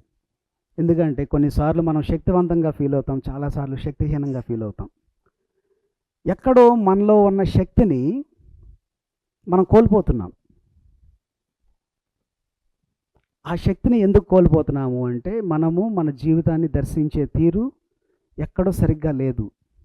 ఒక చిన్న పిల్లవాడిని చూడండి, ఎంత హ్యాపీగా ఆడుకుంటుంటుందో. ఒక కండిషన్స్ ఏమీ ఉండవు. పిల్లలు కళ్ళలోకి చూడండి ఎప్పుడైనా సరే, వాళ్ళు చాలా ఎలైవ్గా ఉంటారు. వాళ్ళు దేవుడు ఎక్కడ ఉన్నాడో మనం వెతకక్కర్లా, చిన్నపిల్లవాడి కళ్ళలో చూస్తే తెలిసిపోతుంది దేవుడు అక్కడే ఉంటాడు. అదో దైవత్వం. చిన్నపిల్లలు ఒక 4 గంటలు ఆడుకున్నా సరే చూడడానికి మనం టైర్డ్నెస్ అనేది ఉండదు, ఎందుకంటే ప్రతి క్షణం అద్భుతంగా జీవిస్తూ ఉంటారు. వాళ్ళు ప్రతి క్షణం కూడా చాలా ఎలైవ్గా ఉంటారు. పిల్లవాడికి ఏదో దెబ్బ తగిలింది, ఏడుస్తాడు, గట్టిగా ఏడుస్తాడు. ఏడ్చిన తర్వాత ఒకసారి ఏడిపోయిన తర్వాత మళ్ళీ పిల్లవాడు ఆడుకుంటూ ఉంటాడు. పెద్దవాళ్ళని చూడండి, పెద్దవాళ్ళు అలా ఉండగలమా? ఒకళ్ళు ఏదో ఒక విషయంలో ఒక మాట అంటారు, ఆ మాట 10 సంవత్సరాల క్రితం అయ్యి ఉంటుంది. మనం పదే పదే పదే పదే పదే పదే గుర్తు చేసుకొని వాళ్ళ మొహానికి ఒక స్టాంప్ అంటించేసి, వాళ్ళ ఫోటో కనబడితే చింపేసి, లేకపోతే వాళ్ళకి మీసాలు ఏవో గీసేసి రకరకాలుగా భావిస్తుంటాం మనం. ఆ మాట నుండి బయటికి రాలేం. మాట అన్నది ఒక్క క్షణమే, ఒక్క నిమిషమే, కానీ మనం రిపీట్ చేసుకుంటుంది 10 సంవత్సరాలు. ఎందుకు అంటే మనం కరెక్ట్, మనం చాలా మంచివాళ్ళం కదా. మంచివాళ్ళకి ఎందుకు అలా మాట అన్నారు? తర్వాత ఎంత ఫ్రెండ్లీగా ఉన్నా సరే ఆ ఫ్రెండ్లీనెస్ అనేది మనం ఎక్స్పీరియన్స్ అవ్వలేం. ఇలా చాలా విషయాల్లో మన ఓన్ అన్కాన్షియస్నెస్తో, మన ఓన్ అజ్ఞానంతో మన జీవితాన్ని దర్శిస్తూ ఉన్నాం. ఓకే, సో ఫ్రెండ్స్, మన జీవితంలో చాలా కష్టాలు,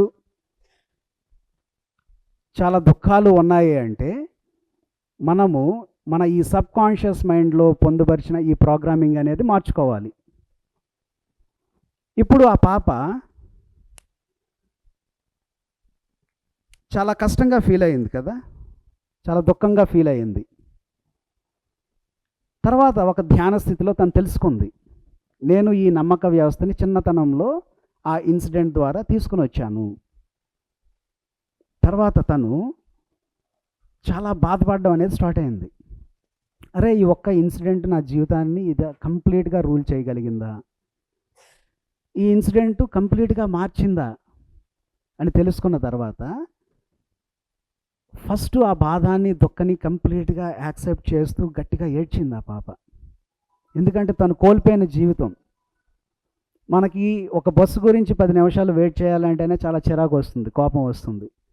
అలాంటిది కొన్ని దశాబ్దాల పాటు తనకున్న భయాలకి, లేకపోతే తను పొందలేని ప్రేమకి, తను తీసుకున్న అజ్ఞానంతో తీసుకున్న ఈ నిర్ణయాలే కారణం అని తెలిసిన తర్వాత చాలా దుఃఖం వస్తుంది ఎవరికైనా సరే. ఆ దుఃఖాన్ని కంప్లీట్గా వ్యక్తపరిచింది అనమాట. వ్యక్తపరిచిన తర్వాత ఫస్ట్ టైం తను తెలిసింది ఏంటి అంటే ఒక దుఃఖం వెనకాతలు కూడా ఒక ఆనందం ఉంటుందని. ఎందుకంటే ఈ దుఃఖం ఎప్పుడూ ఏడుస్తున్న ఏడుపులా కాకుండా ఒక జ్ఞానవంతమైన దుఃఖం. దీన్ని మనం ఏమంటామంటే ఇంగ్లీష్లో వల్నరబిలిటీ అంటాం. అంటే మనలో చాలా అద్భుతమైన సున్నితమైన మనస్సు ఉంటుంది. ఆ సున్నితమైన మనస్సు ఎప్పుడు రెస్పాండ్ అవుతూ ఉంటుంది. అది ఎప్పుడు ఓపెన్ అవుతుంది అంటే మనం చిన్నపిల్లల దగ్గరికి వెళ్ళినప్పుడు ఓపెన్ అవుతుంది, మనం జంతువుల దగ్గరికి వెళ్ళినప్పుడు ఓపెన్ అవుతుంది. చూడండి, మీరు గోశాలలో మీరు ఆవులు చూసినప్పుడు ఎలా అనిపించింది మీకు? దూడలు చూసినప్పుడు ఎలా అనిపించింది? లేకపోతే చిన్న పిల్లవాళ్ళని చూసినప్పుడు ఎలా అనిపిస్తుంది? వాళ్ళు ఎప్పుడూ కూడా ఒకటి రిప్రజెంట్ చేస్తూ ఉంటారు. మనం ఏదో ఎక్కడో కోల్పోయాం, ఆ కోల్పోయిన దాన్ని గుర్తిస్తూ ఉంటాం మనం వాళ్ళలో చూసుకుంటూ. అరే, ఇంత ఆనందం ఎక్కడి నుండి వస్తుంది, ఇంత శక్తి ఎక్కడి నుండి వస్తుంది, ఇంత ఎనర్జెటిక్గా మనం ఎల్లకాలం ఉండగలమా, ఎంత స్వచ్ఛంగా ఉన్నారు. మనం అందరం కూడా ఒకప్పుడు చిన్నపిల్లలమే కదా, లేకపోతే సడన్గా పెద్దవాళ్ళం అయిపోయామా? లేదు, మనందరం కూడా ఒక టైంలో చిన్నపిల్లవాళ్ళమే. అంటే మనలో కూడా దివ్యత్వం అనేది ఉంది పుట్టుకతోనే, కానీ పెరిగే క్రమంలో ఎక్కడో కోల్పోయాం. ఆ కోల్పోయిన భావనే నా జీవితం బాగోలేదు అనే ఒక రకమైన చట్రంలో ఇరికిస్తుంది.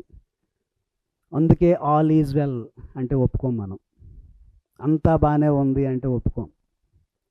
ఎందుకంటే ఏదో జరిగింది మనలో గతంలో, అది ఒక ప్రోగ్రామింగ్గా మనకి కనబడకుండా మన వెంటే మన నీడలాగా వస్తూ ఉంది. మనం తీసుకునే నిర్ణయాలు కానీ, మనం జీవితం దర్శించే విధానం కానీ, మన సంబంధ బాంధవ్యాలు కానీ, ప్రాపంచిక జీవితంలో మనం ఎదుర్కొనే సమస్యలన్నీ కూడా ఈ గత తాలూకా ప్రభావం ఉంటుంది మనకి. సో చూడండి, జీవితం ఎంత అద్భుతంగా ఉంటుందంటే, మనం ఇతర వాళ్ళ పులిని చూసి నక్క వాత పెట్టుకున్న చందాన మన హ్యాపీనెస్ని ఇతర వాళ్ళతో కంపేర్ చేసుకుంటాం మనం. ఒకళ్ళకి కారు ఉంది, నాకు బైక్ ఉంది, కారు ఉన్న వ్యక్తి చాలా హ్యాపీగా ఉన్నాడు అనుకుంటాం. కారు ఉన్న వ్యక్తిని అడగండి, ఆయనకు ట్రైన్ కావాలి, లేకపోతే ఫ్లైట్ కావాలి, లేకపోతే ఫ్లైట్ జర్నీ కావాలి. సో ఏదైతే ఆశిస్తూ ఉన్నామో ఆ ఆశకు అనేది అంత ఉండదు, ఎక్కడా ఒక సంతృప్తి అనేది ఉండదు. పిల్లలు చూడండి, వాళ్ళకి సంతృప్తి అనే క్వశ్చన్ అడగండి, వాళ్ళు మనల్ని ఎర్రివాళ్ళ చూసి వెళ్ళి ఆడుకుంటూ ఉంటారు. ఎందుకంటే వాళ్ళు ఎప్పుడు కూడా ఆ సంతృప్తి భావంలో ఉంటారు. వాళ్ళని కంప్లీట్గా ప్రేమతో నింపడానికి మనం ఏది చేయనవసరం లేదు, ఎందుకంటే వాళ్ళే ప్రేమగా ఉన్నారు కాబట్టి. సో ఎక్కడో ఏదో సంథింగ్ వెంట్ రాంగ్, ఎక్కడో ఏదో పొరపాట్లు జరిగాయి కొన్ని మన జీవితంలో. సో ఇది డయాగ్నిస్ పార్ట్. ఒక డాక్టరు మెడిసిన్ ఇచ్చే ముందు ఎలా అయితే పరీక్షలు జరుపుకుంటాడో, మనలో ఏవో కొన్ని సరికాని నమ్మక వ్యవస్థ అనేది మనలో ఒక ప్రోగ్రామింగ్గా ఉంటూ నడిపిస్తూ ఉంది. ఇది సబ్కాన్షియస్ మైండ్లో ఒక ప్రోగ్రామింగ్గా ఉందన్నమాట. ఓకే, దీన్ని సుప్త చేతన మనస్సు అంటాం తెలుగులో. ఏమంటాం దీన్ని? సుప్త చేతన మనస్సులో ఏముంటాయి? మనలో ఉన్న భయాలన్నీ ఉంటాయి, లేకపోతే మనం ఏదైతే దుఃఖభరితంగా జీవించిన జీవితం ఉందో అదే ఉంటుంది, లేకపోతే వివిధ రకాల నమ్మక వ్యవస్థలు ఉంటాయి. ఇది కష్టం, ఇది సులభం, ఇది మంచి, ఇది చెడు, అన్నీ ఉంటాయి. కానీ సబ్కాన్షియస్లో ఈ జన్మదే కాదు, గత జన్మల నుండి తెచ్చిపెట్టుకున్నది కూడా దరిద్రాలన్నీ ఉంటాయి, దాంట్లో అద్భుతాలన్నీ కూడా ఉంటాయి సబ్కాన్షియస్ మైండ్లో. సో ఈ మూల కారణాలు, మన జీవితంలో ఏదైతే కష్టాలు వచ్చాయో వీటి మూల కారణాలు చాలా వరకు మన చిన్నతనంలోని, కొంతవరకు గత జన్మల్లో కానీ, లేకపోతే మన ఫ్యామిలీ ట్రీ ఉంటుంది, మన కుటుంబ వ్యవస్థ ఉంటుంది, ఆ కుటుంబ వ్యవస్థ నుండి కానీ మనం ఒక అజ్ఞానంతో తీసుకొని వస్తూ ఉంటాం. చూడండి, కొంతమంది బాబు పుట్టగానే ఒక ముద్ర వేసేస్తారు. ఏంటి అంటే, మీ తాతయ్య పుట్టాడరా అంటారు. చిన్న పిల్లవాడు ఆడికి వినిపిస్తూ ఉంటుంది అనమాట, మనం ఏం వినిపించదు అనుకుంటాం అప్పుడే పుట్టిన బేబుకి. ఎందుకంటే ఇప్పుడు ఒక గ్రేట్ సైంటిఫిక్ ఎవిడెన్స్ మనం చూస్తే, పిల్లలు తల్లి గర్భస్థితి నుండి నేర్చుకోవడం అనేది స్టార్ట్ చేస్తారనమాట. మనకు పురాణాల్లో చెప్తారు, ధ్రువుడు, అభిమన్యుడు, వీళ్ళందరూ తల్లి గర్భంలో ఉన్నప్పటి నుండే నేర్చుకున్నారు కదా. అలాగ ప్రతి బిడ్డ నేర్చుకుంటారు. ఎలా నేర్చుకుంటారంటే, తల్లి ఎలా ఫీల్ అవుతుంది ఆ భావాలతో నేర్చుకుంటారనమాట. తల్లే దైవం. తల్లి కడుపులో ఉంటాడు కదా ఆ బిడ్డ, తల్లి ఎలా భావిస్తూ ఉందో బిడ్డ కూడా అలానే భావిస్తూ ఉంటాడు. అందుకే తల్లి గర్భం దాల్చినప్పటి నుండి తల్లి తాలూకా ఎమోషన్స్ కానీ, తల్లి తాలూకా ఆలోచనలు చాలా ఇంపాక్ట్ క్రియేట్ చేస్తాయి బిడ్డ మీద. బిడ్డ బయటకు వచ్చాడు, వచ్చిన తర్వాత కూడా కొన్ని రకాల భయాందోళనలకి గురవుతూ ఉంటాడు. ఎందుకంటే అప్పటి వరకు 9 నెలలు ఆ గర్భంలో చాలా సేఫ్గా ఉన్నాడు బిడ్డ. బయటకు వచ్చిన తర్వాత కొన్ని క్యారెక్టర్స్ కనిపిస్తూ ఉంటాయి. కొంతమంది గట్టిగా నవ్వుతూ ఉంటారు, కొంతమంది గట్టిగా తీసుకొని ముద్దు పెడుతూ ఉంటారు. ఎవర్రా వీరంతా అనుకుంటాడు. ఒక అన్సేఫ్ ఫీలింగ్ అనేది కలుగుతూ ఉంటుంది. తనకి ఒక సేఫ్టీ ఫీలింగ్స్ అనేది ఉండవు. కానీ పెంచే క్రమంలో తండ్రి నుండి తీసుకున్న ప్రేమ అనేది బిడ్డని మలుస్తూ ఉంటుందన్నమాట. అలానే తల్లిదండ్రుల మనసులో ఉన్న భయాలు కూడా బిడ్డ మీద ముద్రితం చూపిస్తూ ఉంటాయి. పెరిగే క్రమంలో ఆ ప్రోగ్రామింగ్ అనేది డెవలప్ అవుతూ వస్తూ ఉంటుంది. అందుకే చూడండి, మనకి ఏం తెలియపోయినా సరే, ఇప్పుడు సపోజ్ ఇక్కడ అడవి ప్రాంతంలో ఉన్నాం మనం, ఈ పిరమిడ్లో కూడా పాములు ఉండొచ్చు, ఇక్కడ పాము ఉంది అని చెప్పాను అనుకోండి, నేను చాలా నార్మల్గా నవ్వుతూ చెప్తున్నా కాబట్టి ఎవరు నమ్మట్లేదు. సడన్గా ఆపేసి ఇక్కడ పాము ఉందని గట్టిగా అరిశాను అనుకోండి, బాగా ఇన్వాల్వ్ అయినప్పుడు క్లాసులో అయిపోయి మొత్తం you create own reality, all is well, ఏముండదు. జప్ప లేచి పరిగెడతాం. అంటే మనం నీరసంగా ఉన్నా సరే ఎక్కడ లేని శక్తి పుంజుకొని దెబ్బకి ఈ పిరమిడ్ టాప్ మీదకి ఎగిరి పరిగెట్టి పారిపోతాం మనం. యాడ్రిలిన్ రష్ అంటే మనం చేస్తున్న యాక్షన్స్, కొన్ని పదాలు. సో అంతవరకు లేని శక్తి ఎక్కడి నుండి వచ్చింది మనకి? ఏదో జరిగిపోతుంది, దీని నుండి తప్పించుకోవాలి అనేది బాడీ మైండ్ కనెక్షన్ ఎంత బ్యూటిఫుల్గా ఉంటుంది అంటే మనం ఊహించలేం, అంత ఫాస్ట్గా జరుగుతుంది. నేను ఎప్పటివరకు చెప్పింది మీరు వింటున్నప్పుడు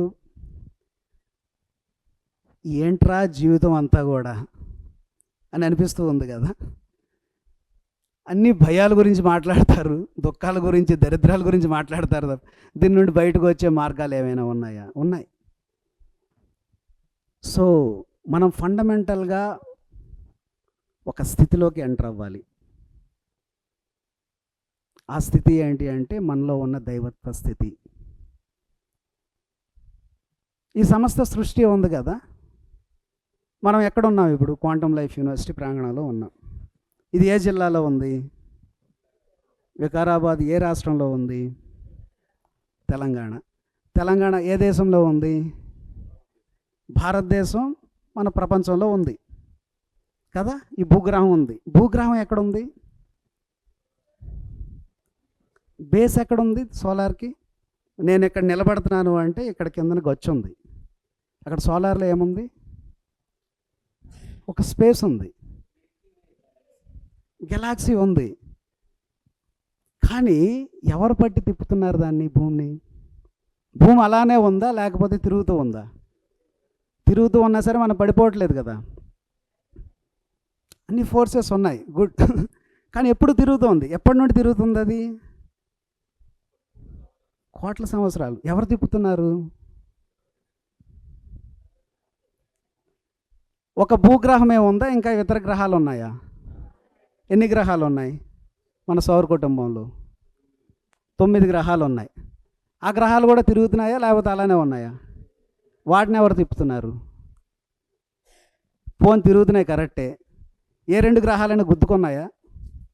లేకపోతే ఆ యాక్సిస్లో ఉల్టా పల్టా తిరుగుతూ ఉన్నాయి, అలానే తిరుగుతూ ఉన్నాయా? కొన్ని కోట్ల దశాబ్దాల నుండి, శతాబ్దాల నుండి అలా తిరుగుతున్నాయి. ఎవరు తిప్పుతున్నారు? ఫోన్ ఓకే, జీవం ఉంది కదా భూమండలం మీద. సూర్యుడు అనేవాడు లేకపోతే జీవం అనేది ఉంటుందా? సో ఇలాంటి సూర్యుళ్ళు ఎన్ని ఉన్నాయి మన మిల్కీవేలో? సో ఇవన్నీ మనకు తెలుసు కదా.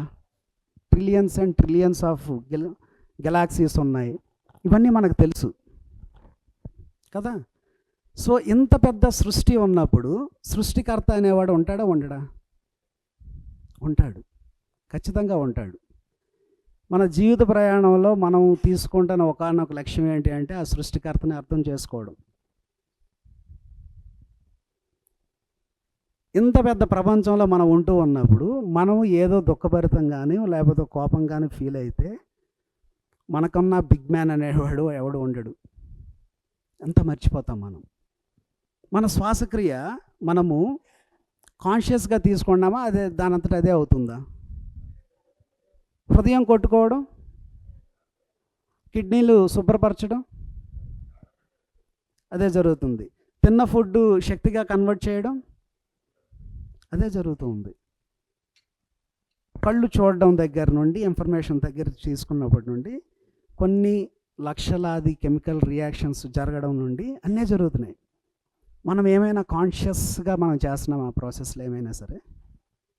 ఈ విశ్వంలో విశ్వాన్ని పట్టి ఉంచున్న శక్తి ఏదైతే ఉందో అదే శక్తి మన శరీరంలో కూడా ఉంది.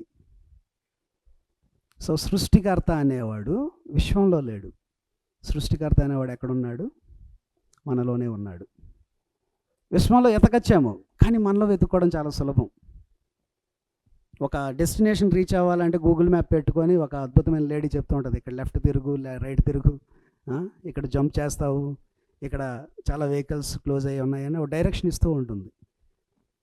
మనం విశ్వంలో ఎత్తుక్కున్నాం అనుకోండి, ఆ సృష్టికర్త లొకేషన్ తెలియకపోతే మనం చాలా ఇబ్బంది పడతాం. ఎక్కడున్నాడో తెలియదు, కానీ ఈ శరీరంలో ఉన్నాడు అని తెలిసిన తర్వాత మనకు అర్థమయ్యే విషయం ఏంటి అంటే, ఈ సృష్టికర్త మనలోనే ఉంటూ మన జీవితాన్ని నడిపిస్తూ ఉంటాడు.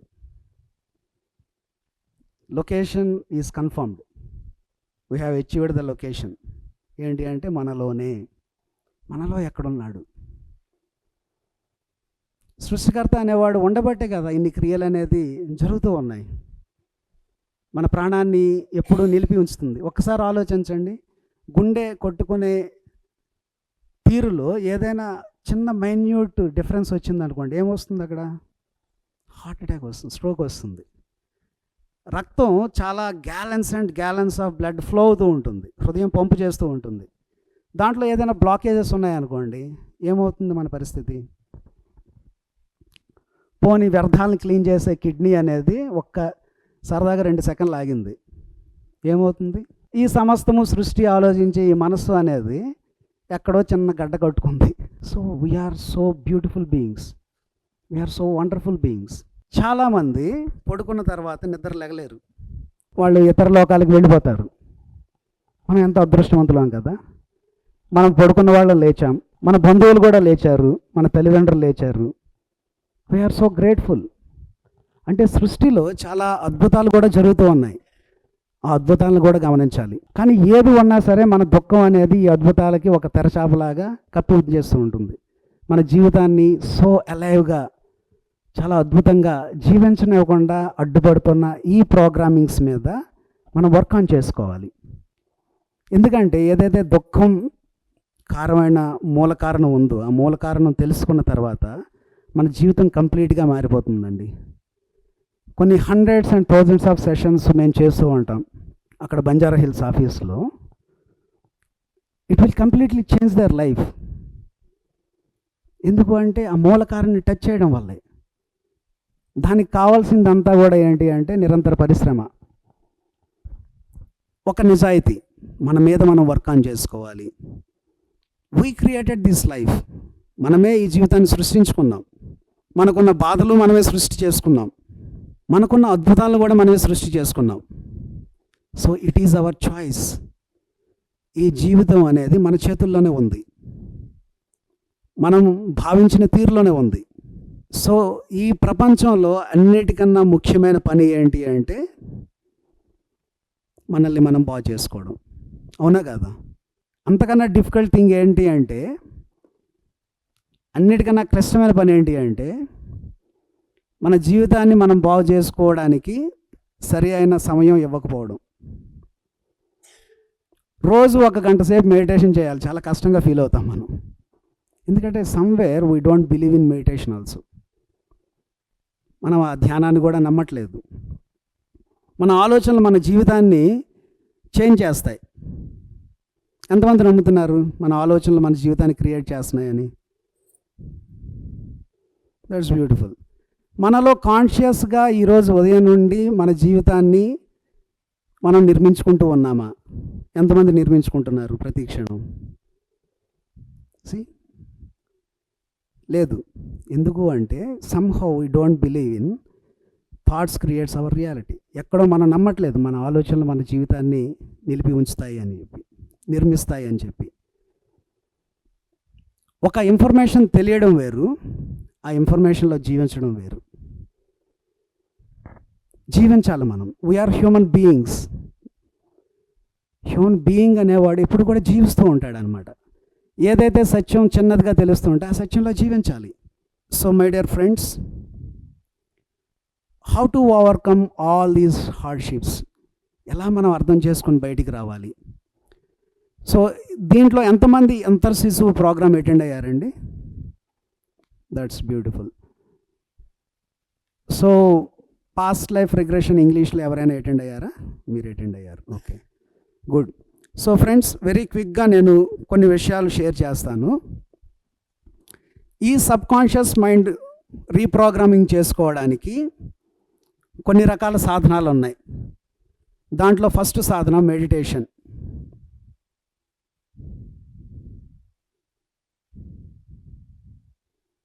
ధ్యానం.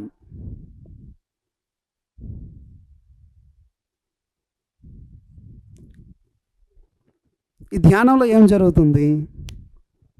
మన శ్వాస మీద ధ్యాస పెడతాం. ఆలోచన స్రవంతి అనేది చాలా తగ్గుతూ వస్తూ ఉంటుంది శ్వాస మీద ధ్యాస పెట్టినప్పుడు. ఒక స్థితిలో మనకి ఆలోచన రహిత స్థితిలోకి వెళ్తాం. ఈ ఆలోచన రహిత స్థితిలోకి వెళ్ళినప్పుడు మన సబ్కాన్షియస్ ప్రోగ్రామింగ్ అంతా కూడా కొంతసేపు ఆగుతుంది. మనస్సు శ్వాసను ఎందుకు గమనించాలి? సో మనిషి బతికున్నప్పుడు శ్వాస ఆడుతూ ఉంటుంది, అందుకు చాలా ఇంపార్టెంట్ శ్వాస, అందుకే గమనించాలి అని. గమనించే పని ఏం చేస్తుంది ఇక్కడ? మైండ్ కదా. మన మనస్సు అనేది గమనిస్తూ ఉంటుంది. మన మనస్సు దేన్ని అర్థం చేసుకుంటుంది? ఆల్రెడీ తెలిసిన విషయాన్ని, అంతేనా కదా? మన మనస్సు చూడండి, ఇప్పుడు ఏదైతే విషయం ఆల్రెడీ తెలుసో మనకి, ఆ విషయాన్ని అర్థం చేసుకుంటుంది. దాని కెపాసిటీ అది. అర్థం కాని విషయం ఒకటి ఉందనుకోండి, ఇప్పుడు సపోజ్ నేను జర్మన్ భాషలో మాట్లాడా, మీకు అర్థమవుతుందా? అర్థం కాదు. మీకు అర్థం కాని విషయం మీ మనసులోకి వచ్చింది అనుకోండి, మీ మనసు ఎలా రియాక్ట్ అవుతుంది? No reactions. ఏదో అర్థం కాని విషయం ఉంది, నాకు అర్థం కాలేదు అనుకుంటుంది.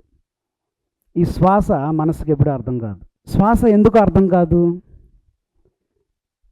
మన చేతి ఇంప్రింట్స్ ఉంటాయి కదా, ఫింగర్ ప్రింట్స్. 800 కోట్ల మంది జనాభా ఉంది కదా, ఏ ఇద్దరు ఫింగర్ ప్రింట్స్ కూడా ఒకేలా ఉండవు కదా.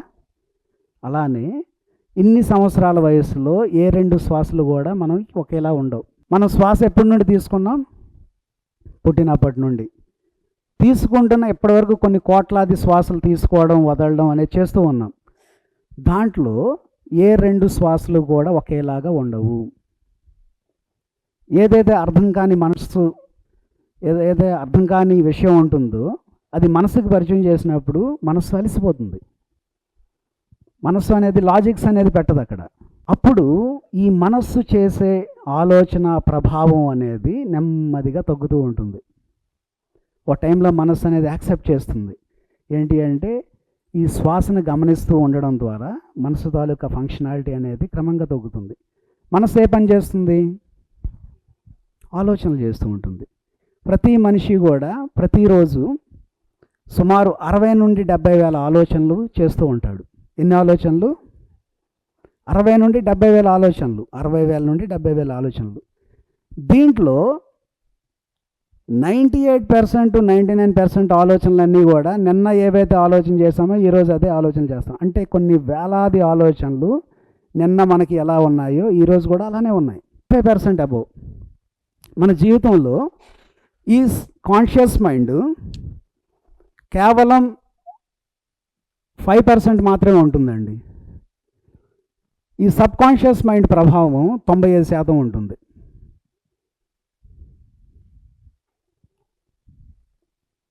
అంటే మనం చేసే ఆలోచనలు లోపల ఉన్న ప్రోగ్రామింగ్స్ అవన్నీ కూడా 95% ఉంటాయి. చూడండి, ఈ 95% మన జీవితంలో మనం ఏం కోల్పోయామో గుర్తు చేస్తూ ఉంటుంది ప్రతిరోజు. అవునా కదా? ఇప్పటి వరకు సబ్కాన్షియస్ మైండ్లో పోగు చేసుకున్న నమ్మకాలు, నమ్మక వ్యవస్థ, సరికాని నమ్మక వ్యవస్థలు, భయాలు అవన్నీ కూడా సబ్కాన్షియస్ మైండ్లో ఉంటాయి. ప్రతిరోజు కూడా 95% of our experiences are related to the fear or ఏదైతే సరికానిగా ఉంటాయో అవన్నీ కూడా పరిచయం చేస్తుంటుంది సబ్కాన్షియస్ మైండ్. అదంతా కూడా ఈ కాన్షియస్ మైండ్తో మనం కొన్ని ఎఫర్మేషన్స్ చేస్తూ ఉంటాం, all is well, all is well, all is well అని. కానీ అది 95% సబ్కాన్షియస్ మైండ్ మనకు చెప్తుంది all is not well, all is not well, all is not well. అవునా కాదా? అందుకే చూడండి, మన దగ్గర మనం ఎప్పుడు ఏం కోరుకుంటాం మన జీవితంలో? మన దగ్గర లేనిది కోరుకుంటాం. మన దగ్గర ఏదైతే లేదో అది కోరుకుంటాం. మీరు చాలా ధనవంతులు, ఇంకా డబ్బు కావాలని కోరుకుంటారా? ఆనందం కావాలని కోరుకుంటామేమో.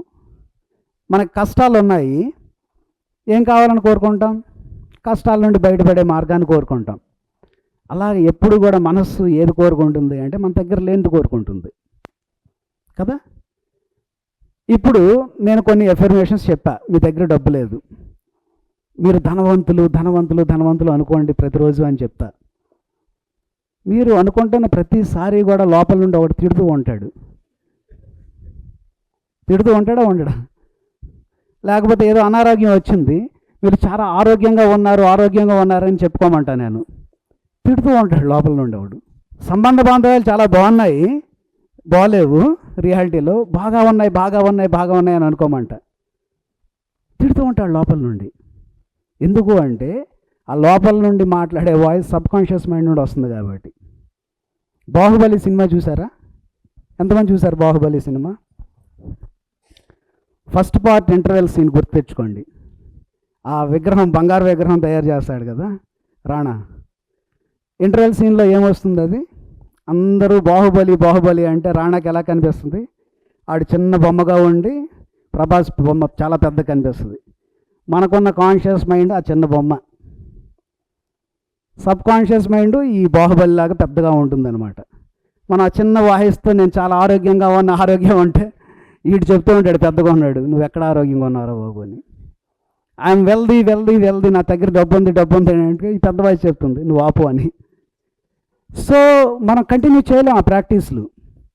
ఒక 4 రోజులు ప్రాక్టీస్ చేస్తాం, 6 రోజులు ప్రాక్టీస్ చేస్తాం, ఎక్కువ కాలం ప్రాక్టీస్ చేయలేము. అది ఎందుకు అంటే మనలో ఉన్న వాయిస్ చెప్తూ ఉంటుంది ఇది రాంగ్ అని. సో ఎలా మార్చుకోవాలి? సో ఎఫర్మేషన్స్ ఎవరికి పనిచేయలేదా అంటే పనిచేసాయి. పని చేయడం బట్టి అది చాలా ఎలాగో ఉన్నాయి. అంటే ఈ దివ్యమైన వాక్కులు చెప్పుకునే ప్రక్రియ అనేది పనిచేస్తూ ఉంది మనలో ఎక్కడో ఉండి. కానీ మనలో ఉన్న మనిషే దాన్ని రిజెక్ట్ చేస్తూ ఉన్నాడు. సో ఈ సబ్ కాన్షియస్ మైండ్ని మనం ట్రైన్ చేసుకోవాలి. ఇప్పుడు ఒక అద్భుతమైన సాధనం ఏంటంటే సబ్ కాన్షియస్ మైండ్ ట్రైన్ చేసుకోవడానికి మెడిటేషన్. ఈ ధ్యానంలో ఎప్పుడు మనస్సు ఒక నిశ్చల స్థితిలోకి వెళ్ళిపోతుందో, ఆ ఆలోచనలు ఎప్పుడైతే ఆగుతాయో ఆ టైంలో ఒక రకమైన జీరో మైండ్ స్టేట్కి రీచ్ అవుతాం మనం. జీరో మైండ్ స్టేట్కి రీచ్ అయినప్పుడు మనకి తెలుస్తుంది ఏంటి అంటే నేను నా ఆలోచనలు కాదు, నేను చేస్తున్న భావాలు కూడా కాదు. జీరో మైండ్ స్టేట్ మనలోనే ఎక్స్పీరియన్స్ అయ్యాం కదా మనం. సో మనం చేస్తున్న ఆలోచనలు కాదు, ఆ స్థితిలో మన శరీరం కూడా కాదు, ఆ స్థితిలో వేరే వాళ్ళు జడ్జి చేసినట్టుగా అది కూడా కాదు. నేను ఒక శూన్యం, ఒక మనోశూన్య స్థితి. మనోశూన్య స్థితి అంటే ఈ బంధాల నుండి కొంచెం వేరుపడిన స్థితి. అక్కడ భర్త లేడు, భార్య లేడు, పిల్లలు లేరు, మనకున్న అధికారం లేదు, మనకున్న అహంకారం లేదు, మనకున్న స్టేటస్ లేదు, అక్కడ జెండర్ కూడా లేదు. నేను మగవాడిని, ఆడ అలాంటి జెండర్ కూడా లేదు. ఎవరూ లేని స్థితి, ఎవరూ కాని స్థితి. అక్కడ స్పేసు లేదు, టైము లేదు, అక్కడ సమయం లేదు, అక్కడ ప్రదేశం కూడా లేదు. ఈ మనోశూన్య స్థితిలో ఒక ధ్యాన సాధకుడు ధ్యానం చేస్తూ ఉన్నప్పుడు ఏదైతే రియాలిటీ మనము చూస్తూ ఉంటామో ప్రతిరోజు, ఆ రియాలిటీ నుండి విడిపడతాడు అనమాట కొంతసేపు. ఇది మనోశూన్య స్థితి. ఆ సమయంలో మనకి ఒక రియలైజేషన్ అనేది వస్తుంది. ఏంటి అంటే నేను ఈ శరీరం కాదు, నేను ఈ ఆలోచనలు కాదు, నేను నా భావాలు కూడా కాదు. ఆ స్థితిలో మనము కొత్త బీజాలు నాటుకోవచ్చు మన మనసులో.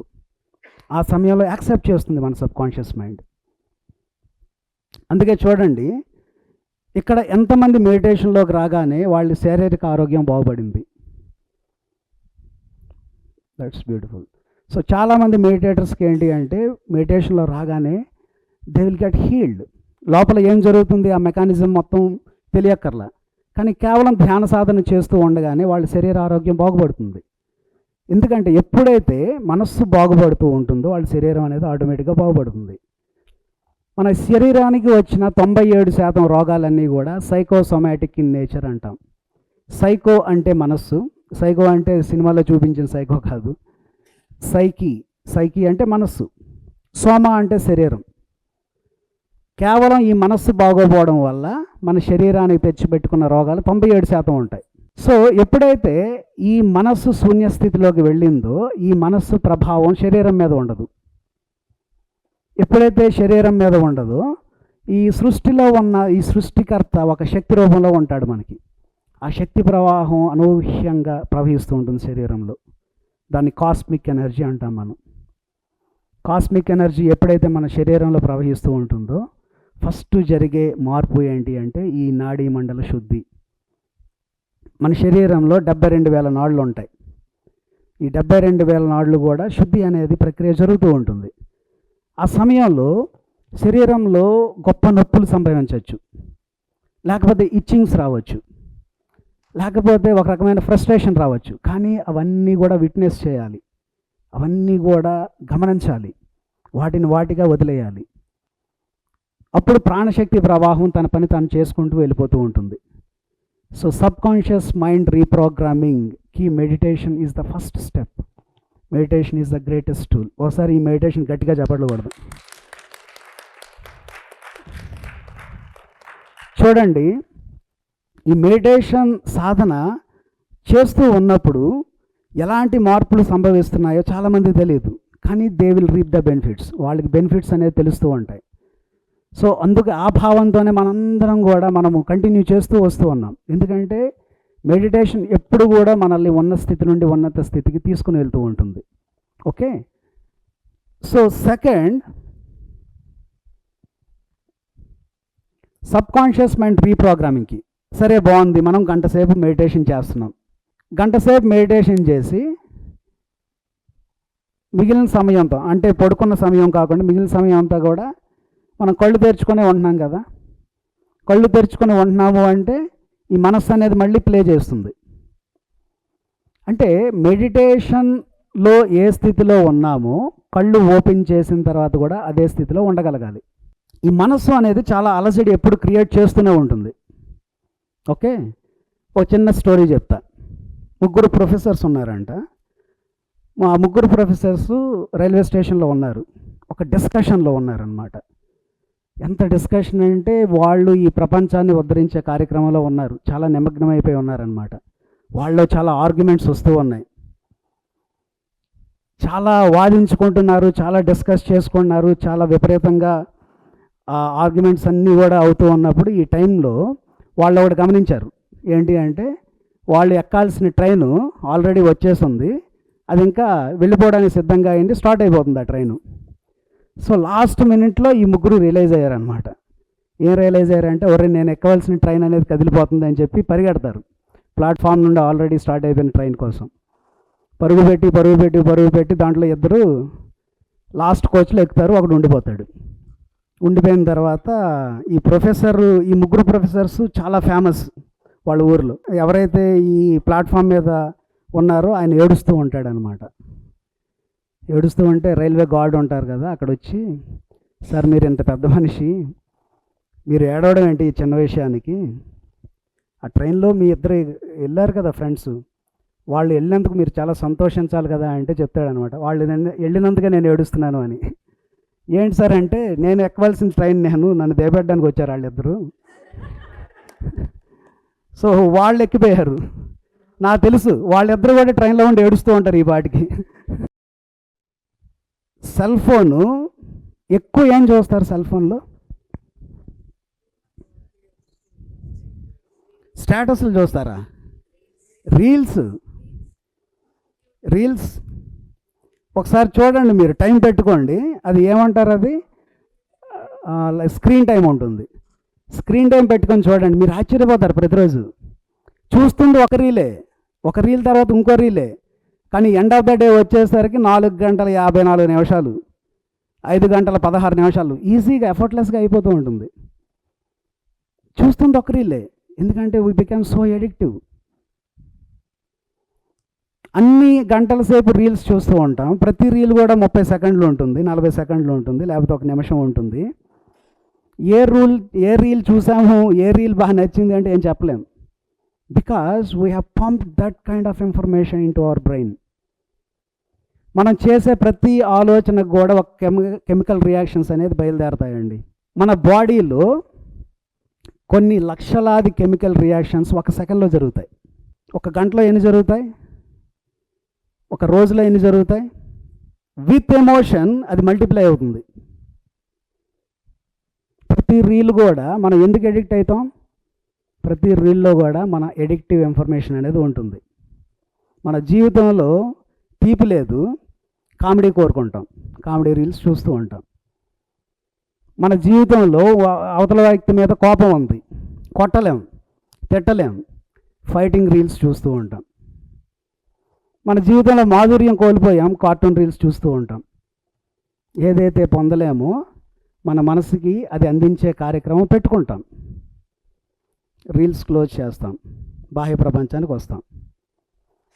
అవే ఎమోషనల్ బటన్స్ పుష్ చేసే వ్యక్తులు ఉంటారు మన జీవితంలో.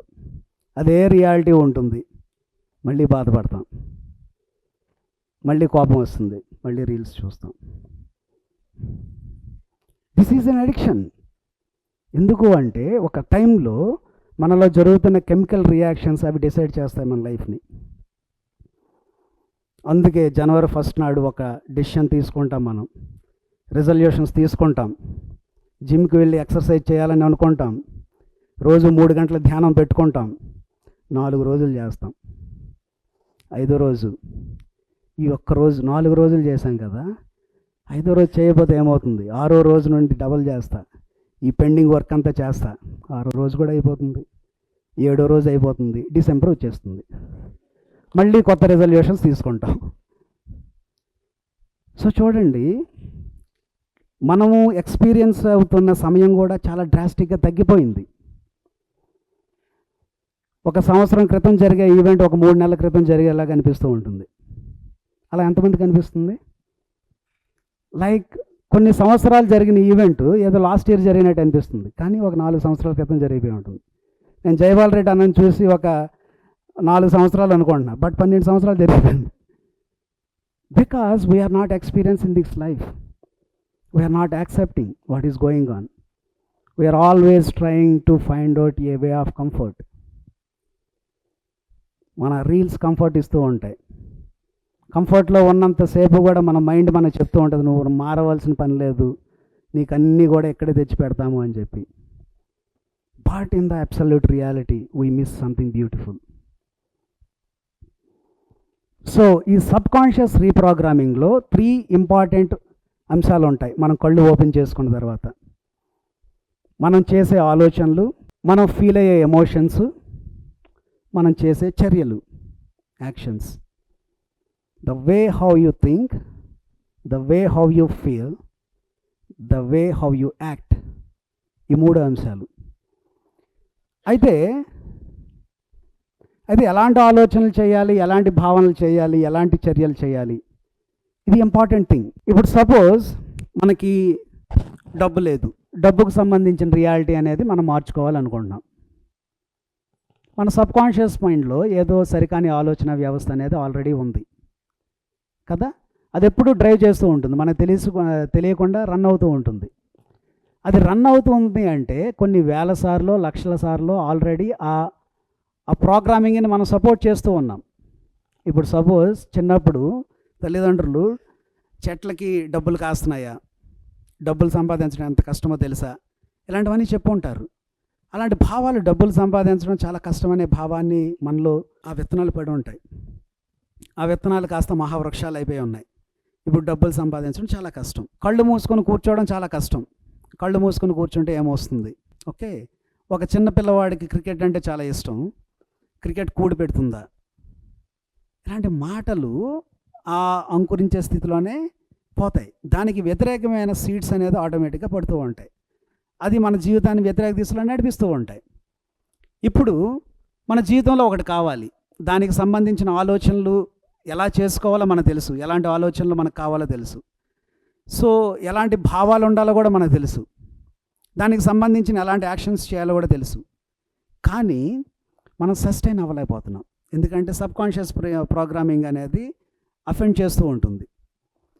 సో మనం డిసైడ్ అవ్వాలి. ఫస్ట్ సబ్కాన్షియస్ రీప్రోగ్రామింగ్ చేయడానికి మనం డిసైడ్ అవ్వాలి. డిసైడ్ అవుతున్నప్పుడు ఎలాంటి ఆలోచనలు, ఎలాంటి భావాలు, ఎలాంటి చర్యలు నేను చెయ్యాలో ఫస్టే డిసైడ్ అవ్వాలి. ఒక నోట్బుక్లో రాసుకోవాలన్నమాట ప్రతిరోజు కూడా, ఎలాంటి ఆలోచనలు చేస్తాను, ఎలాంటి భావాలు చేస్తాను, ఎలాంటి చర్యలు చేస్తానని. అప్పుడు ద వార్ బిగిన్స్. ప్రతి ఆలోచనకి వెనకాతల సబ్కాన్షియస్ మైండ్ చెప్తూనే ఉంటుంది, పుష్ చేస్తూనే ఉంటుంది, ఇది కరెక్ట్ కాదు, కరెక్ట్ కాదు అని. ఈరోజు మంచి రోజు కాదు, సోమవారం, ఈశ్వరుడు, ఆదిదేవుడు, రేపటి నుండి స్టార్ట్ చేయని చెప్తూ ఉంటుంది మనస్సు. లేకపోతే ఇది దుర్ముహూర్తం అని చెప్తూ ఉంటుంది, లేకపోతే సరిగ్గా ఆలోచించట్లేదని చెప్తూ ఉంటుంది. We should not accept. ఇనీషియల్గా మనం నమ్మలేం, అది నమ్మబుద్ధి కాదు. ఏది మనం చేస్తున్న కొత్త యాక్షన్స్, కొత్త ఆలోచనలు, ప్రతిఫలాలు వస్తాయో లేదో తెలియదు, కానీ we just keep on moving. అది ఒక హెర్క్యులియస్ ఫైట్ లాగా ఉంటుందన్నమాట. మనలోనే ఒక గొప్ప ఫ్రిక్షన్ అనేది, అంటే మనం నేర్చుకున్న కొత్త జ్ఞానం ఏదైతే ఉంటుందో అది ఇటువైపు ఉంటుంది, మనం పొందుపరుచుకున్న పాత జ్ఞానం ఏదైతే ఉంటుందో అది ఇటువైపు ఉంటుంది. ఆ రెండు ఒక పొట్టేళ్ళలాగా పోట్లాడుకుంటూ ఉంటాయి, రెండు ఎద్దుల్లాగా గుద్దుకుంటూ ఉంటాయి అన్నమాట. సో ఆ ఫైటింగ్ అనేది చాలాసేపు జరుగుతూ ఉంటుంది. మనం కావాలనుకున్న ఫ్యూచరు, మన గతంలో పొందుపరుచుకున్న గతం, ఈ రెండు నమ్మక వ్యవస్థలు ఎప్పుడు గుద్దులాడుకుంటూ ఉంటాయి. ఈ రెండు గుద్దులాటలో ఏదైతే గెలుస్తుందో అది మన జీవితంలో మళ్ళీ రిఫ్లెక్ట్ అవుతుంది. అంటే మనం ఒక టైంలో గివప్ చేస్తామనుకోండి, ఈ ఫ్యూచర్ నాకు అందదులే, ఇలాంటి ఆలోచనలు చేయలేను, ఇలాంటి భావాలు నేను చేయలేను, దానికి సంబంధించిన యాక్షన్స్ నేను చేయలేను, నా వల్ల కాదు అనుకుంటే ఈ పొట్టేలు ఓడిపోతుంది. అప్పుడు ఇదే గెలుస్తుంది. ఇదేంటిది? మన గతం. అంటే ప్రతిరోజు కూడా మనము కొత్తదనం కావాలనుకుంటాము. కొత్తదనంలో సంబంధించిన ఆలోచనలోని, భావాల్లోని లేనప్పుడు ఏమవుతుంది అంటే నిన్న ఏదైతే గతం ఉందో అది మళ్ళీ ఈరోజు తెచ్చిపెట్టుకుంటాం. మళ్ళీ ఫ్రెష్గా శుభోదయం, జ్ఞానోదయంతో స్టార్ట్ చేస్తాం. సో ఈ రెండు గుద్దుకుంటాయి కదా, మళ్ళీ రేపటి నుండి స్టార్ట్ చేస్తాం, అదే ప్రయత్నం చేస్తాం. మళ్ళీ రేపటి రోజున ఏదైతే గెలుస్తుందో దాంట్లో ఉంటాం. సో ఈ ఆలోచనలు, భావాలు ఒక ఓవర్ నైట్లో మొత్తం మారిపోవు మనకి. సపోజ్ ఆలోచనలు, భావాలు, చర్యలకు సంబంధించి ఒక ఎగ్జాంపుల్ చెప్తాను నేను. ఓకే, సపోజ్ డబ్బులు సంపాదించాలని కోరుకుంటుంది, ఎందుకంటే మనీ ఇష్యూస్ ఉన్నాయి. ఆలోచనలు ఎలా చేస్తాం చెప్పండి, వెరీ క్విక్గా 1 minute. డబ్బులు కావాలి, మంచి ఆలోచనలు ఎలా చేస్తాం మనం డబ్బులకు సంబంధించి? I'm a money magnet, that's beautiful. నేను డబ్బుని ఆకర్షిస్తున్నాను అనేది ఒక ఆలోచన. Next, I have more than enough money, that's beautiful thought.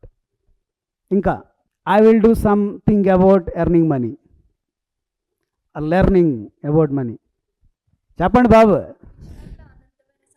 విశ్వంలో అనంతమైన సంపద ఉంది. ఇంకా డబ్బులు వద్దా మీకు? ఎవరికి వద్దా? ఏం కావాలి? I will learn how to earn, that's beautiful. ఇవన్నీ థాట్స్ కదా. అంటే మనం రోజు చేస్తున్న 60,000 70,000 ఆలోచనలు ఇవి 4 ఆలోచనలు. So we need to select the thoughts.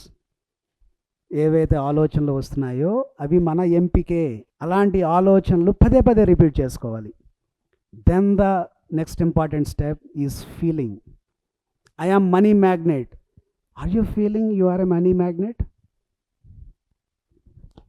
ఉండదు, చాలా కష్టంగా ఉంటుంది, అసాధ్యం అనిపిస్తుంది. ఎందుకంటే నా దగ్గర లేనిదే అది. రియాలిటీ మనీ మ్యాగ్నెట్ అనుకుంటే రాదు, but you can feel. Money magnet కదా, అంటే ఆల్రెడీ ఆకర్షించి ఉన్నాం కదా. Are you totally empty? నీ దగ్గర ఒక 10 రూపాయలు కూడా లేదా? ఉంటుంది. But we want more. So money magnet ఆకర్షించడం అనేది when you feel so grateful for what you already have.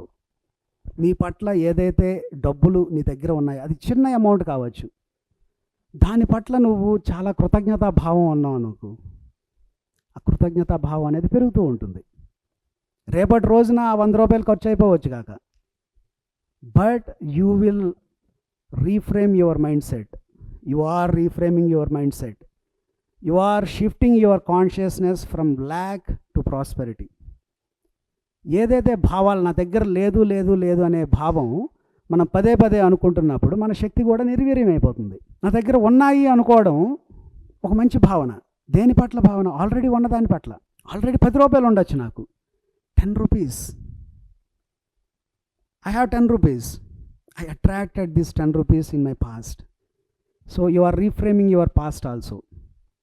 అట్రాక్షన్కి నీ మైండ్ని డైవర్ట్ చేసి అది చూస్తున్నప్పుడు it will generate some beautiful emotions. ఒక అద్భుతమైన భావాలు అంకురిస్తాయి. ఒక ల్యాక్ నుండి, ఒక లేమి నుండి ఉన్న స్థితికి తీసుకొని వెళ్తూ ఉంటాయి. ఆల్రెడీ ఏదైతే ఉందో ఆ స్థితికి తీసుకొని వెళ్తూ ఉంటాయి. సపోజ్ నీ దగ్గర, నీకు ఆకలి వేస్తుంది, నీ దగ్గర 1000 రూపాయలు ఉన్నాయి.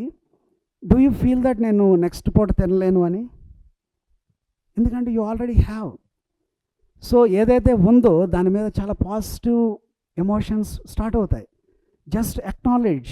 మనం ఏదైతే ఆల్రెడీ మన దగ్గర ఉందో దాన్ని గుర్తించాలి.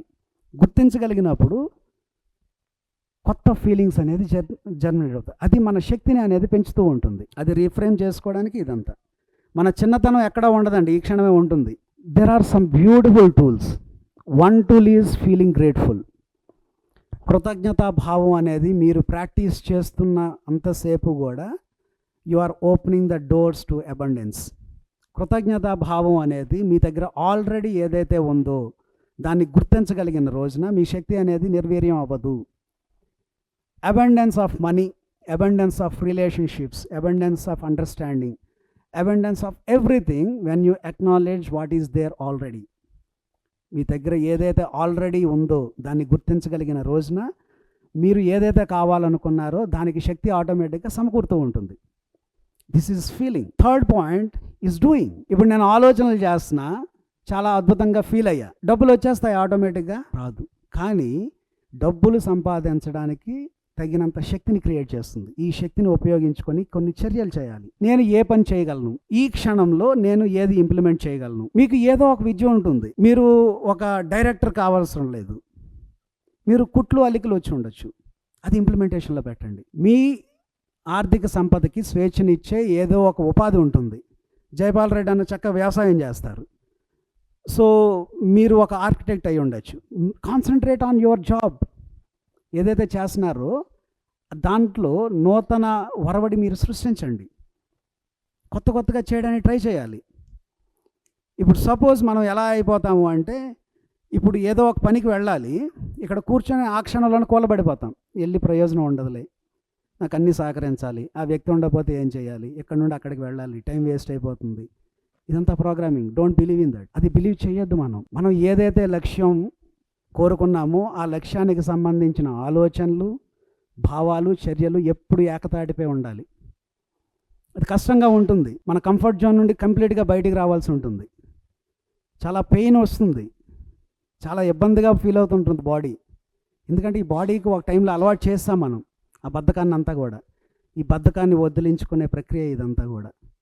సో వెళ్ళి ఒక యాక్షన్ చేస్తూ ఉన్నప్పుడు ఒక న్యూ రియాలిటీని దర్శిస్తూ ఉంటాం.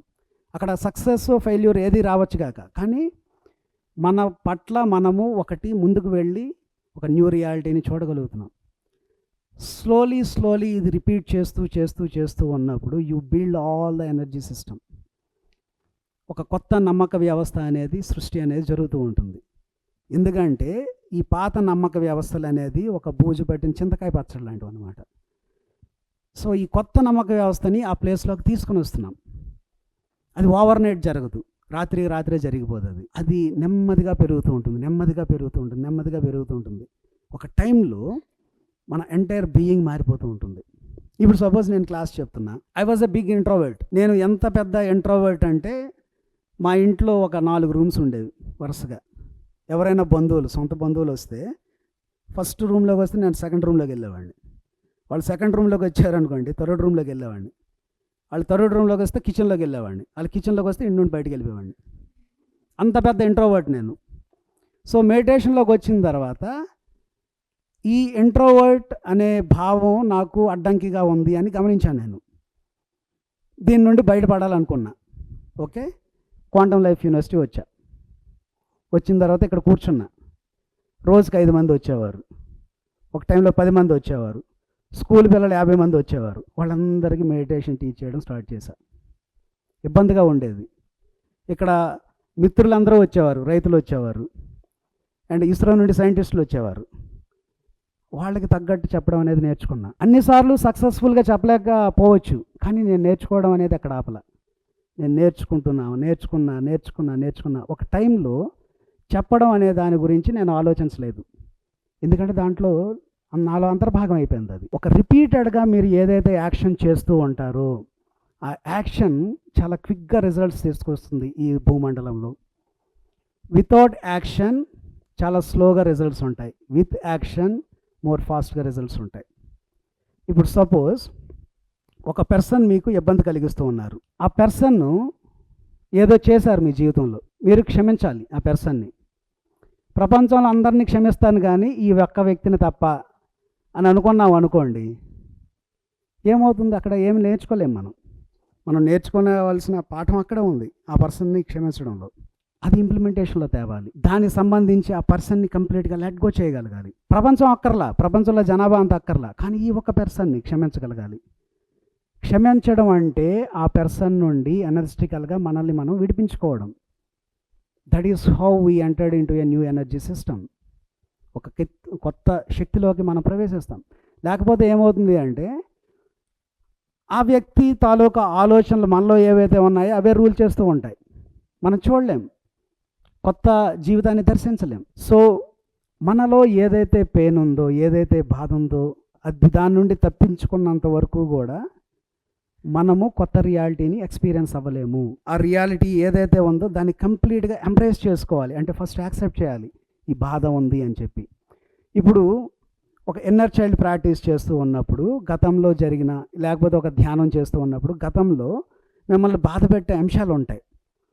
ఆ సమయంలో మీరు ఆ బాధని వ్యక్తపరచలేదు అనుకోండి, అవి సప్రెస్డ్ ఎమోషన్స్గా మనలో ఉండిపోతాయి, అంటే అణచివేయబడ్డ భావాల్లాగా. సో ఇప్పుడు ఒక ధ్యానంలో చూసుకున్నారు, మీరు ఒక పర్సన్ మీకు చేయరాంది ఏదో చేశారు, లేకపోతే క్షమించరాని పని ఏదో చేశారు.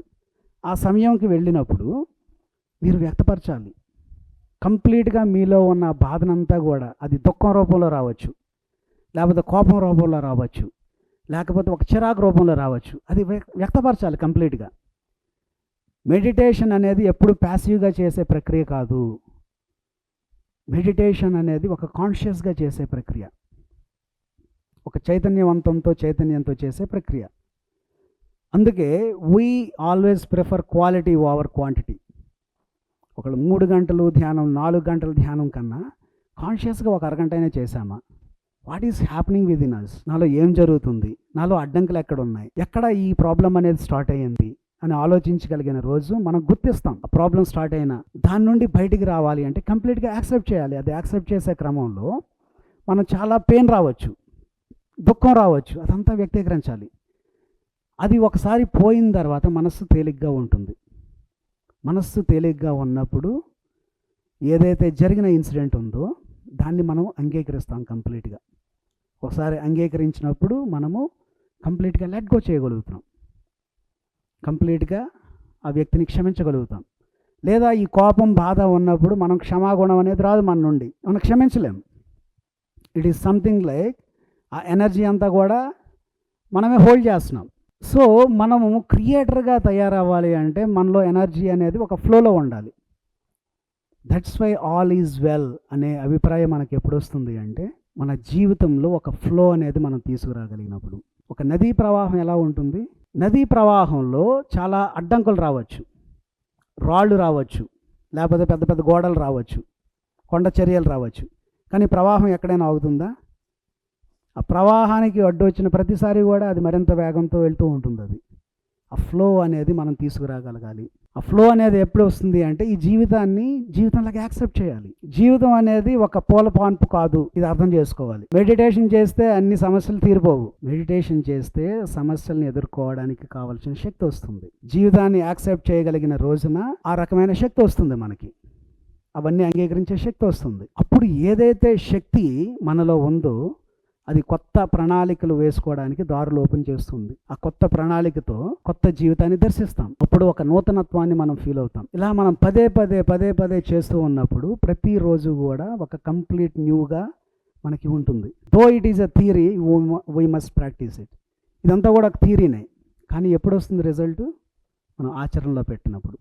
ఆచరణకి పనికిరాని జ్ఞానం వ్యర్థం. మనం కొన్ని వందలాది పుస్తకాలు చదవచ్చు కాక, కానీ ఒక చిన్న విషయం మనం ఆచరణలో పెడుతున్నామా అనేదే మన సక్సెస్ని డిఫైన్ చేస్తూ ఉంటుంది. గతంలో ఏదైనా జరగచ్చు కాక, మనకి తల్లిదండ్రులని ప్రేమ మనం పొందలేకపోవచ్చు, లేకపోతే ఎవరో ఒక సరికాని నమ్మక వ్యవస్థని చొప్పించవచ్చు మనలో, లేదా ఏదో జరిగి ఉండొచ్చు. కానీ మనం ఇప్పుడు వాటికి బంధీలం కాదు. ఏదైతే కోల్పోయిన ప్రేమన మనకి మనమే ఇచ్చుకోవచ్చు. This is what we call reparenting. ఏదైతే ప్రేమ లభించలేదో చిన్నప్పటి నుండి మనమే ఆ ప్రేమను మనకి ఇచ్చుకోవచ్చు.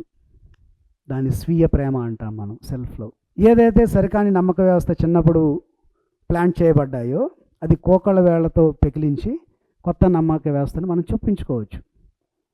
ఇలానే మన రియాలిటీని మనం క్రియేట్ చేసుకుంటాం. ఇలా క్రియేట్ చేసుకోగలిగిన రోజున చక్కగా మన సబ్ కాన్షియస్ మైండ్ రీప్రోగ్రామింగ్ అవుతుంది. ఆ రీప్రోగ్రామింగ్ అయిన సబ్ కాన్షియస్ మైండ్ ఆటోమేటిక్గా కొత్త దర్శనాలు మనకు ఓపెన్ చేస్తుంది. మన ఎనర్జీ సిస్టమ్ మారుతుంది, మనం చూసే దృష్టికోణం మారుతుంది, మనం చూసే సృష్టి మారుతుంది. మన దృష్టికోణం ఎప్పుడైతే మారుతుందో మన సృష్టి కూడా మారుతుంది. So friends, all is well is all about acceptance. ఏవో జడ్జిమెంట్స్ మనకి ఎవరో చేసి ఉండొచ్చు, అది మన రూపం మీద కానీ జడ్జిమెంట్స్ కానీ ఉండొచ్చు, లేకపోతే మన మనస్సు, నువ్వు తెలివైన వాడివి, తెలివి తక్కువ అని ఇలాంటి జడ్జిమెంట్స్ చేయొచ్చు, లేకపోతే నీకు ఏమీ చేత కాదు అలాంటి జడ్జిమెంట్స్ చేయొచ్చు. కానీ ఆ జడ్జిమెంట్స్ అన్నీ కూడా చెప్పిన వాళ్ళకి పరిమితం, మనకు కాదు. మనం అన్కాన్షియస్గా తీసుకున్నామా, it is the time to restart again. మనం జీవితంలో పడిన తర్వాత లేగలేదా? సో మన జీవితంలో జరిగిన చెడు విషయాలకి లేకపోతే సరికాని విషయాలకి కూడా మనం ఎక్కడ కూడా తగ్గకూడదు. It is our life, we should take into our hands. So ఇప్పుడు ఎలా అయితే ఈ పాతదనం నుండి కొత్తదనంకి మనం ప్రయాణం చేస్తున్నామో, we should prepare for something. ఏంటి అంటే ఈ మార్పు అనేది ఎప్పుడు కూడా చాలా సుఖంగా ఉండదు. కొన్నిసార్లు చాలా ఘర్షణ వస్తుంది, ఆ ఘర్షణకి ప్రిపేర్ అవ్వాలి. అది ఎల్లకాలం ఉండదు. ఒకసారి కంప్లీట్గా న్యూనెస్ అనేది మనం తీసుకొచ్చినప్పుడు అది చాలా హెల్ప్గా ఉంటుంది, చాలా బెనిఫిట్ అయి ఉంటుంది. సో ఒక స్టోరీ చెప్తాను నేను, ఇది చాలా నాకు నచ్చిన స్టోరీ. సో ఒక వర్తకుడు ఉంటాడు, ఒక బిజినెస్ మ్యాన్, భారతదేశం. సో కొన్ని సంవత్సరాల క్రితం, కొన్ని దశాబ్దాల క్రితం ఆ వర్తకుడు ఏంటి అంటే భారతదేశం నుండి ఆఫ్రికా దేశానికి వెళ్తాడు. ఆ వర్తకుడు అక్కడ బిజినెస్ కార్యకలాపాలన్నీ కూడా చేసుకుంటాడు, తన పని అంతా అయిపోతుంది. వాళ్ళ ఫ్రెండ్ ఆఫ్రికాలో ఎవరైతే ఉన్నారో ఆ ఫ్రెండ్ దగ్గరికి వెళ్తాడనమాట. వెళ్ళిన తర్వాత ఆ ఫ్రెండ్ వాళ్ళ ఇంట్లో ఒక అద్భుతమైన రామచిలకలు తెలుసు కదా, రామచిలకలు అవన్నీ ఉంటాయి. దాంట్లో ఒక జంట రామచిలకలు ఉంటాయి, చిలక గోరింక అంటారా మరి, అది అలా ఉంటాయి రెండు కలిసి అన్యోన్యంగా. దాంట్లో ఒక దాన్ని చాలా ఇష్టపడి ఇండియాకి తీసుకుని వచ్చేస్తాడనమాట. ఇండియా తీసుకుని వచ్చిన తర్వాత దానికి ఒక బంగారు పంజరం చేస్తాడు. ఒక బంగారు పంజరంలో ఈ చిలకను ఉంచి దానికి ఎప్పుడు కూడా నట్స్, గ్రెయిన్స్ అన్నీ కూడా సప్లై చేస్తూ ఉంటాడు. కానీ అది చాలా విచారంగా ఉంటుంది, ఎందుకంటే వేరుపడింది కాబట్టి. సో ఆ విచారంగా ఉన్న చిలకని చూస్తూ తనకి కూడా ఒక రకమైన బాధ అనేది వస్తుందన్నమాట. ఒక సమయంలో ఏంటి అంటే కొన్ని రోజులకి ఈ భారతదేశం తీసుకొచ్చిన చిలక పడిపోతుంది అలా. సో తను చాలా బాధపడతాడు, ట్రీట్మెంట్ చేస్తాడు, చాలా మళ్ళీ తిరిగి కోలుకుంటుంది. సో మళ్ళీ ఈ వర్తకుడు మళ్ళీ ఆఫ్రికా దేశం వెళ్తాడు వ్యాపార నిమిత్తం. వెళ్ళి ఇంకా తను చిలకతో చిలకలు మాట్లాడతాయి కదా. సో ఈ చిలకకి చెప్తాడనమాట, ఆఫ్రికా దేశంలో ఉన్న చిలక, నీ ఫ్రెండ్ అక్కడ చాలా సంతోషంగా ఉంది, చాలా ఆరోగ్యంగా ఉంది, నేను చాలా బాగా చూసుకుంటున్నాను అని చెప్తే ఆ చిలక అలా చూస్తూ అది చనిపోతుంది. అక్కడ చనిపోయిన తర్వాత ఈయన మనస్సు చాలా బాధపడి ఇండియా వచ్చేస్తాడు. ఇండియా వచ్చిన తర్వాత ఆ విషయం ఇండియాలో ఉన్న చిలకకి చెప్తాడనమాట, ఇలా వెళ్ళాను నేను, ఇలా వెళ్ళిన తర్వాత నువ్వంతా బాగానే ఉన్నావు అని నేను చెప్పాను, నేను చాలా సంరక్షిస్తున్నానని చెప్పాను. అది విన్న నీ ఫ్రెండు ఆ మాటలు విన్న తర్వాత చనిపోయింది అని చెప్పి. ఆ మాటలు పూర్తి కాకముందే ఈ చిలక చచ్చిపోతుంది. ఇక్కడ భారతదేశంలో ఉన్న చిలక కూడా చచ్చిపోతుంది. ఈయన ఇంకా ఈ బాధకి అంతు ఉండదనమాట. ఏంటి నేను వేరు చేశానా ఏంటి, ఇదంతా చాలా పాపం చేశాను నేను, వాటిగా అలాగ ఉంచవలసింది అని చెప్పి ఆ చిలకను తీసి నెమ్మదిగా తీసేస్తారు కదా, బాడీ వేకేట్ చేసిన ప్రతి పదార్థం వెళ్ళిపోవాల్సిందే. సో తీసి అక్కడ ఒక బుట్టలో పెడతాడనమాట. బుట్టలో పెట్టగానే టక్మని లేచి ఎగిరి వెళ్ళిపోతుంది. ఎగిరి వెళ్ళి ఒక రాడ్ మీద ఉంచిన తర్వాత ఈ వర్తకుడు చాలా కోపంగా ఫీల్ అవుతాడు. నువ్వు నన్ను మోసం చేసావు, నీకు బంగారు పంజరం చేశాను నేను, నీకు ద బెస్ట్ నట్స్, జీడిపప్పు, బాదం పప్పు, అన్ని పప్పులు పెట్టిన యజమానికి నువ్వు ఎలాగా కృతజ్ఞత చెప్తున్నావంటే అప్పుడు ఆ చిలక చెప్తుంది, ఆఫ్రికా దేశంలో ఉన్న చిలక తను చనిపోవడం ద్వారా ఒక మెసేజ్ నాకు ఇచ్చింది. ఏంటా మెసేజ్ అంటే, ఈ పంజరంలోని ఉన్న నేను బతకాలి అంటే నేను బతికొండగానే చచ్చిపోవాలి. అంటే దాని మీనింగ్ ఏంటి? చనిపోయినప్పుడే కదా బయటికి తీశాడు, బయటికి తీసినప్పుడే కదా తను ఎగరగలిగింది. సో ఇది ఒక అద్భుతమైన స్టోరీ. మనమందరం కూడా ఒక మానసిక పరిధిలో, ఆలోచన పరిధిలో ఒక పంజరంలో ఉన్నాం. అది బంగారు పంజరమే. దాని నుండి బయటికి రావాలని కోరుకోం మనం. చాలా కంఫర్ట్ ఉంటుంది, అన్నీ వస్తూ ఉంటాయి. కానీ బంగారు పంజరంలో ఉన్న చిలుక స్వేచ్ఛను ఎలా కోల్పోతుందో, ఒక మనిషిగా ఉన్న మనం కూడా ఆ స్వేచ్ఛను కోల్పోతున్నాం ఆ కంఫర్ట్ జోన్లో ఉన్నంత వరకు. సో కొత్త జీవితం జీవించాలి అంటే బతికొండగానే చనిపోవాలి. ఇది మెసేజ్. బతికొండగానే చనిపోవడం అంటే లిటరల్గా చనిపోవడం కాదు. మనలో ఉన్న పాత నమ్మక వ్యవస్థ ఏదైతే ఉందో అది చనిపోవాలి, కొత్త నమ్మక వ్యవస్థ రావాలి. మనలో ఉన్న పాత ఆలోచనలు అన్నీ కూడా చనిపోవాలి, కొత్త ఆలోచనలు రావాలి. భావాలు, చర్యలు, ఒక కొత్తదనం మీదకి మనం కాన్సన్ట్రేట్ చేసినప్పుడే మనలో ఉన్న స్వేచ్ఛాయుత మానవుడు బయటకు వస్తాడు. So this is the class friends. Thank you very much.